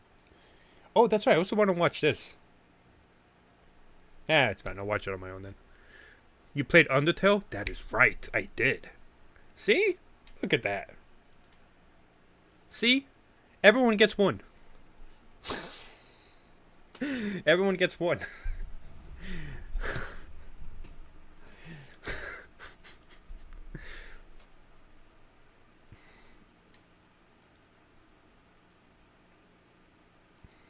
You only took... You didn't even know me for 15 years. What the fuck you talking about? Okay, then I want my game suggestion to be Final Fantasy 14. Fuck. Oh, wait. Final Fantasy 14. Wait, FF14. Five Nights at Freddy's 14? I don't even know if it exists. Maybe when it comes out, I will play it. I will play Five Nights at Freddy's 14.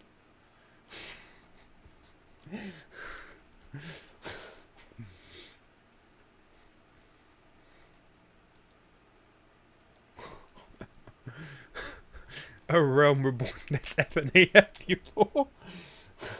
Really? I thought it was FF.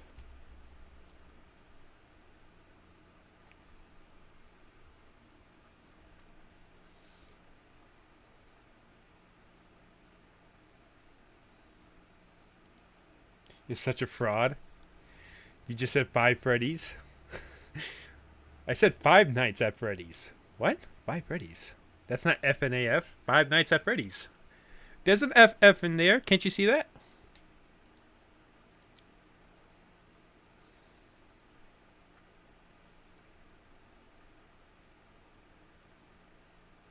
I mean, I'll see if the footage is usable. Hopefully it is. But also NA though. Oh, it's over for you. Also, congratulations to the man, the legend, Keanu Reeves, for being for being casted as Shadow the Hedgehog. It's gonna be great to hear when he says, "I need a gun to kill Sonic."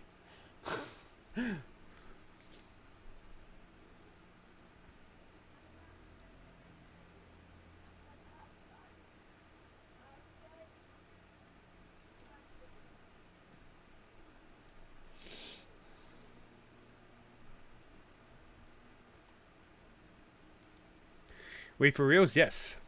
Keanu Reeves has been casted as Shadow. This is a Chris Map. No, it's not. Stop. Hugs, stop. No. This is not a Chris Pratt moment. This is a goddamn great thing. Keanu Reeves is going to hit the heck out of Shadow the Hedgehog. I know why you don't like it, Hugs, but come on. It's fucking Keanu Reeves. Wake the fuck up, Hedgehog. I gotta tell you who the real faker is. I thought they were going to give it to Chris Pratt. Oh, no. No. They gave it to Keanu Reeves. Which I think is pretty cool. Especially since it goes back to the first Sonic movie where Sonic says that Keanu Reeves is a national treasure. Full circle, baby. But essentially, the only one missing from the main cast in the movies would be Amy. Amy's the only one that hasn't appeared yet in the movies, unless she was, and I don't remember.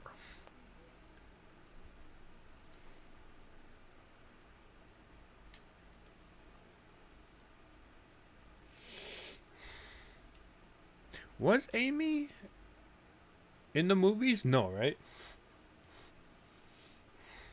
She wasn't in Sonic. Was she in Sonic 1?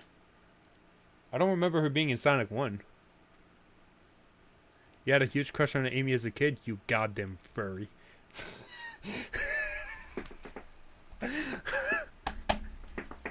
I'm sorry, Hugs. No, I didn't mean that. I'm sorry. Nope. Okay. Yeah. So, yeah, essentially she's the only one left that hasn't been introduced. Maybe they'll introduce her at the end credits or at some point in the movie. Tails, Knuckles, and Sonic 2, yes. If this is the price I have to pay, so be it. Nah. Alright. It is getting a little late, so I want to get this video. I want to do this last video recording. So, it's gonna concern Tifa, the weapons, and if Hugs says she disagrees with this, I will forever quit YouTube. Because at that point, everything I say will be wrong, and there's no point in living as a content creator anymore. So, no, it's definitely not gonna be right, but it's a fun topic to discuss because I'm really excited for it. I got over 300 likes, 84 bookmarks, and 39 reposts on it on Twitter. So it went super duper viral. Well, not super duper. It was a banger. Can I say I disagree with it? You can say whatever you want, Magus. All right, so.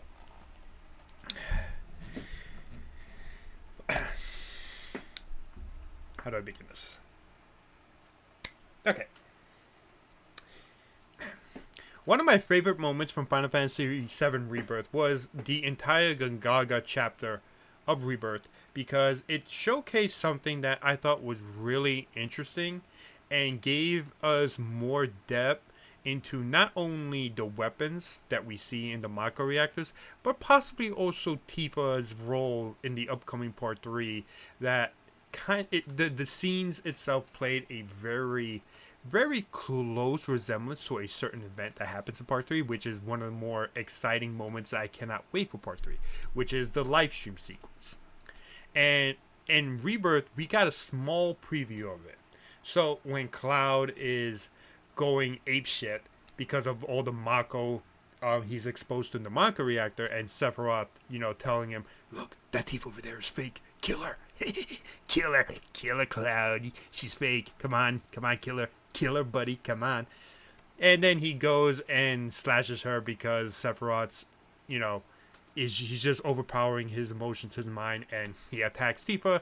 Tifa falls into the Mako reactor, and then she gets swallowed whole by the weapon. Now, anyone who would see that scene would think, "Oh my god, they killed Tifa!" Well, no. The thing is, the weapons are specifically things created by the live stream as a defense mechanism against whatever threat that exists or goes against the planet. In this case, it will be Genova. So the weapons that show up in the Mako reactor are not the weapons we normally see in the OG. The weapons in the OG are much bigger. They're designed very differently. But essentially, she gets eaten whole by the weapon, and she enters the live stream. She enters this place where she's able to not only see her memories, but also a place where she sees and witnesses basically the conflict that's happening in the live stream between Sephiroth and the planet. So, during that entire sequence, she is inside the belly of the weapon, which many people think in the game that it's a giant materia, right? I don't know about that. Maybe it is. Maybe, possibly, I don't know. But in that adventure into the live stream, she witnesses her memories. And she's witnessing a certain memory that she forgot, or she is told by other people that is apparently false. That she was told that Cloud was the one who egged her on the bridge.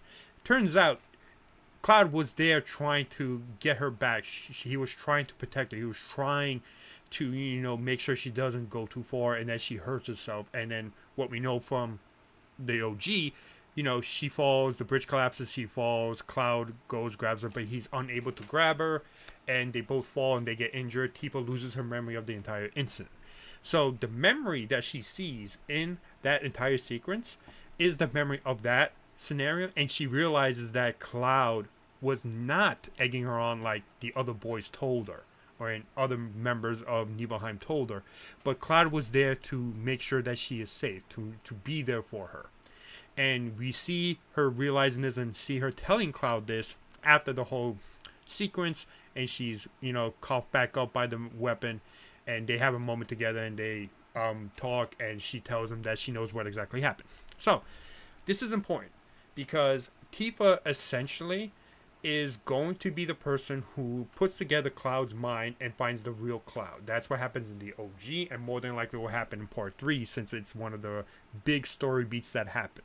And I think that the developers want to keep almost all the story beats as possible, and this is just a small preview of it. And it's a really cool preview, which has a really good music that unfortunately is not in the soundtrack, but there is a channel on YouTube that does have the music, because you could just loop the music constantly in the game, and it's really fucking good. It's a mix of Tifa's music with the live stream. It's fantastic. Definitely go check it out, and you're probably hearing it right now in this video.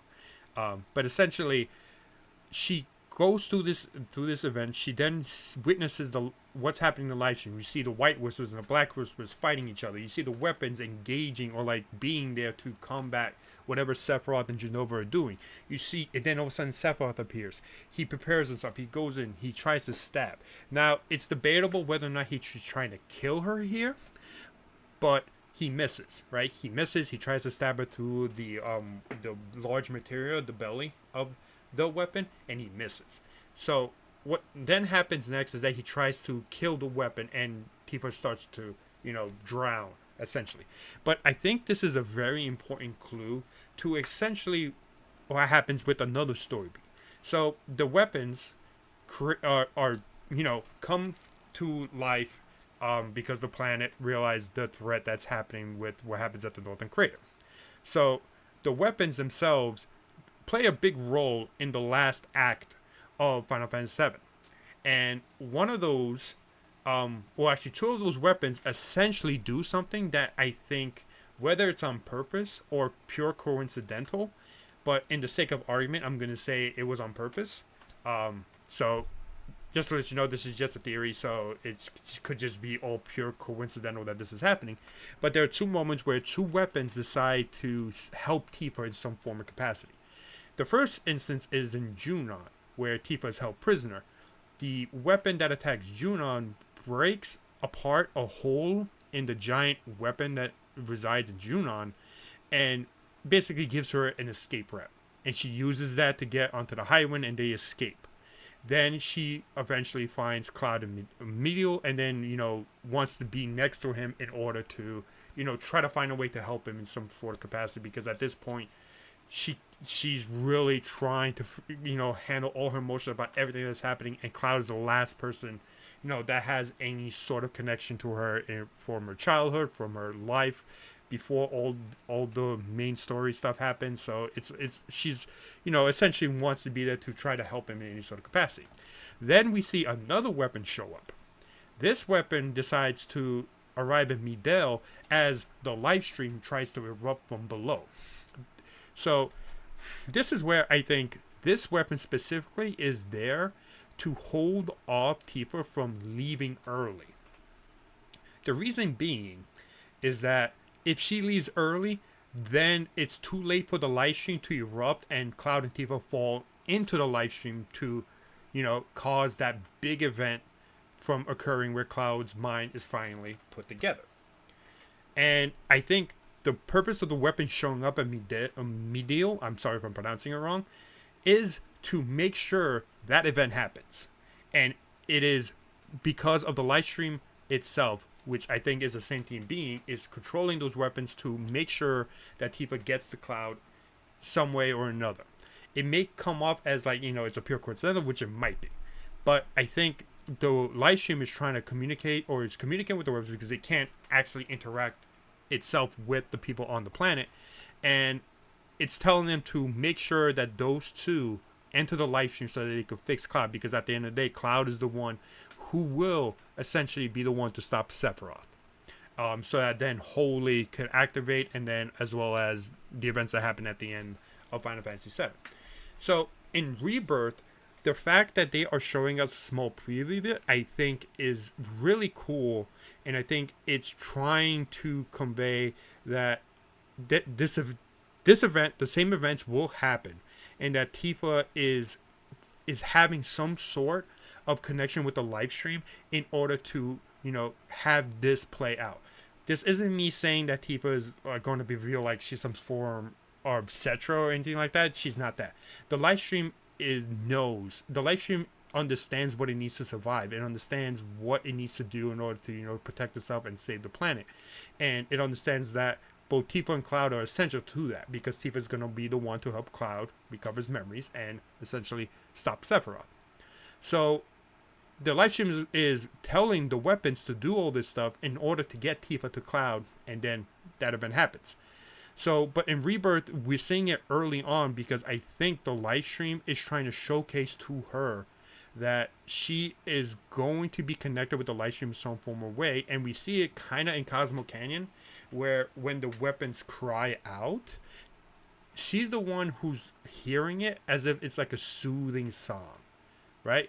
Aerith, on the other hand, is hearing as if it's crying out, like the weapon's crying out, but she's hearing it as it's soothing. So I think it's because of her connection with the weapons that's why she hears it that way, instead of how Aerith hears it, right? And it shows you that the live stream has a very important role for Tifa in part 3, which we know, if you play the original, you know what that important role is. And the game is showing us a preview of that the live stream trusts Tifa, and that Tifa is going to play that role, and they're giving her some sort of connection with the live stream to essentially, get that job done. And we even hear in the Gold Saucer sequence, well, not the Gold Saucer sequence, but a moment in Gold Saucer, where, Tifa doubts herself. Like no matter how much she tries, to help or tries to do stuff, it just never works out. And that's one of the things that worries her. That's one of the things that, makes her not confident in her abilities and her strength. And it's all going to lead straight to that moment when she actually does help out Cloud. And we see in that same, discussion that Cloud talks to her about, like, don't give up. No matter what, don't give up. And we see that she never does. And it's great for Tifa's character. And it's a fantastic kind of character development for Tifa. And it's really, really a cool way that they're doing in Rebirth to basically give you a preview and, just give you that sense that Tifa will be able to save, or have that strength to save Cloud, and save Cloud essentially, But the purpose of the weapons that we see in Gongaga, I think, is to give Tifa that connection with the live stream early on. And we see the weapon not act violent towards Tifa. The weapon saves Tifa, and even the weapon gives Tifa back to everybody else. And he waits. The weapon waits for Tifa to respond, to get consciousness back. And then, she starts covering up, and then the weapon's like, okay, my job here is done, and, it leaves. The weapon basically saved Tifa, because more than likely the live stream told the weapon to actually do that because of how important she is, right? So I think it's all connected with the live stream, that the reason the Gongaga stuff happened is because it's showcasing and previewing what Tifa's role will be in part 3, which is where a lot of her main big stuff happens. And I think it's a really cool thing. And one other thing I want to mention, because I did, I had a discussion with someone else on Twitter about this certain situation. The weapons don't seem like they're the weapons that we see in the original. And I think there's a reason for that. I think it's because the weapons have just started to essentially merge out as a defensive mechanism, but they're not fully like the weapons that we know. That will probably happen at the North Crater. So the weapons that we see in Rebirth, more than likely, like the tadpole versions of the big weapons that we will later see in the game. And once the Northern Crater situation happens and the planet decides that the weapons are needed, those weapons will merge into maybe Sapphire or some other weapon. And possibly, I think more than likely, it will be Sapphire. And Sapphire is that weapon that saves Tifa in Junon in the original game. So I think that will be a cool connection to have as well, to connect her with what happens in Gongaga, in the Gongaga reactor in Rebirth. It'll be like a really cool connection. And, I think that'll be a fun way to showcase more about Tifa's importance, and that at the end of the day, Tifa is essential to, the story, the same way Aerith is, except that they have two different roles. If we're assuming that, you know, the same events happen, is that Aerith internally helps the planet and it helps defeat Sephiroth by being in the live stream, and Tifa's the external factor.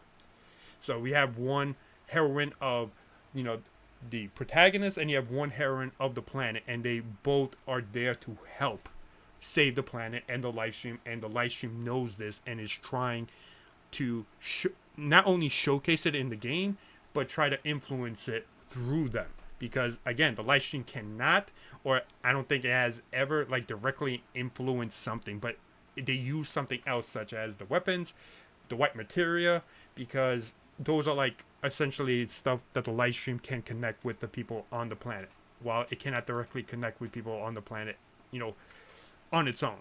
So that would be a really cool thing, I think. But again, this is a theory, so who knows what will happen.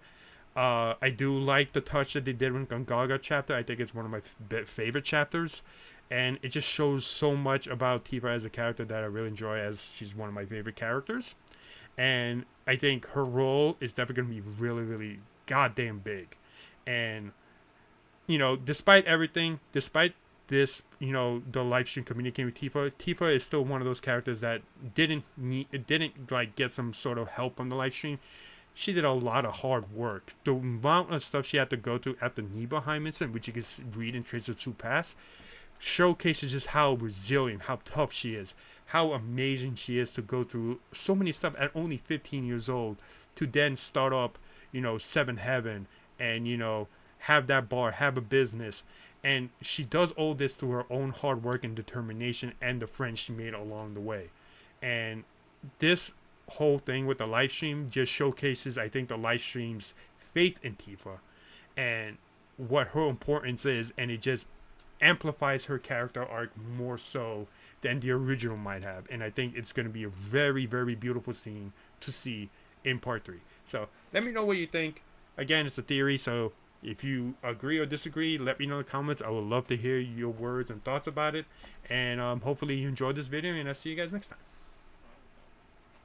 Alright, Hugs, let me hear it. Alright, Hugs, let me hear it. How much do you hate it? I know you hate it. How much do you hate it? Alright, I'm done. Alright, I'm done. I'm done. It's over. My streaming YouTube career is over. It's over. Thank you, everyone. This will be the last stream ever for LoonyPoundCake.tv. Because I have failed miserably, and no, I'm just kidding. Hopefully you enjoyed the stream. It is getting a little late though, so but as usual, Hugs just agrees with everything I say, so yay, woo. I don't know how me and her are friends, but it happens. And so yeah, I'm kidding. I'm just kidding, everyone. Don't worry. But yeah, it'll be I'll end the stream here. Hopefully I could use the footage from before, but it was a really great time chatting about Final Fantasy 7, and hopefully you enjoy it or enjoyed the chat. And yeah, I think this was a lot of fun. Next stream will be on Thursday because I work the next 2 days. So I'll see you guys then. Let's go raid somebody that name Hugs, because she does not deserve a raid.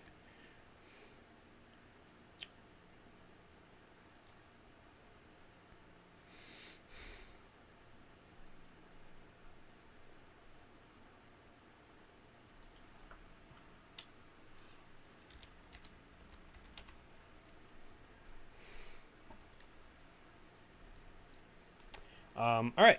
So yeah, have a great night, everyone. I'll see you guys Thursday, and just enjoy yourselves. Enjoy your night, and just remember, if a very close friend of yours says that they disagree with your thoughts, they mean that you're stupid. All right? No, I'm just kidding. No, I'm just kidding. Thank you, everyone. Have a great night, and I'll see you guys next time. Yeah. Bye-bye.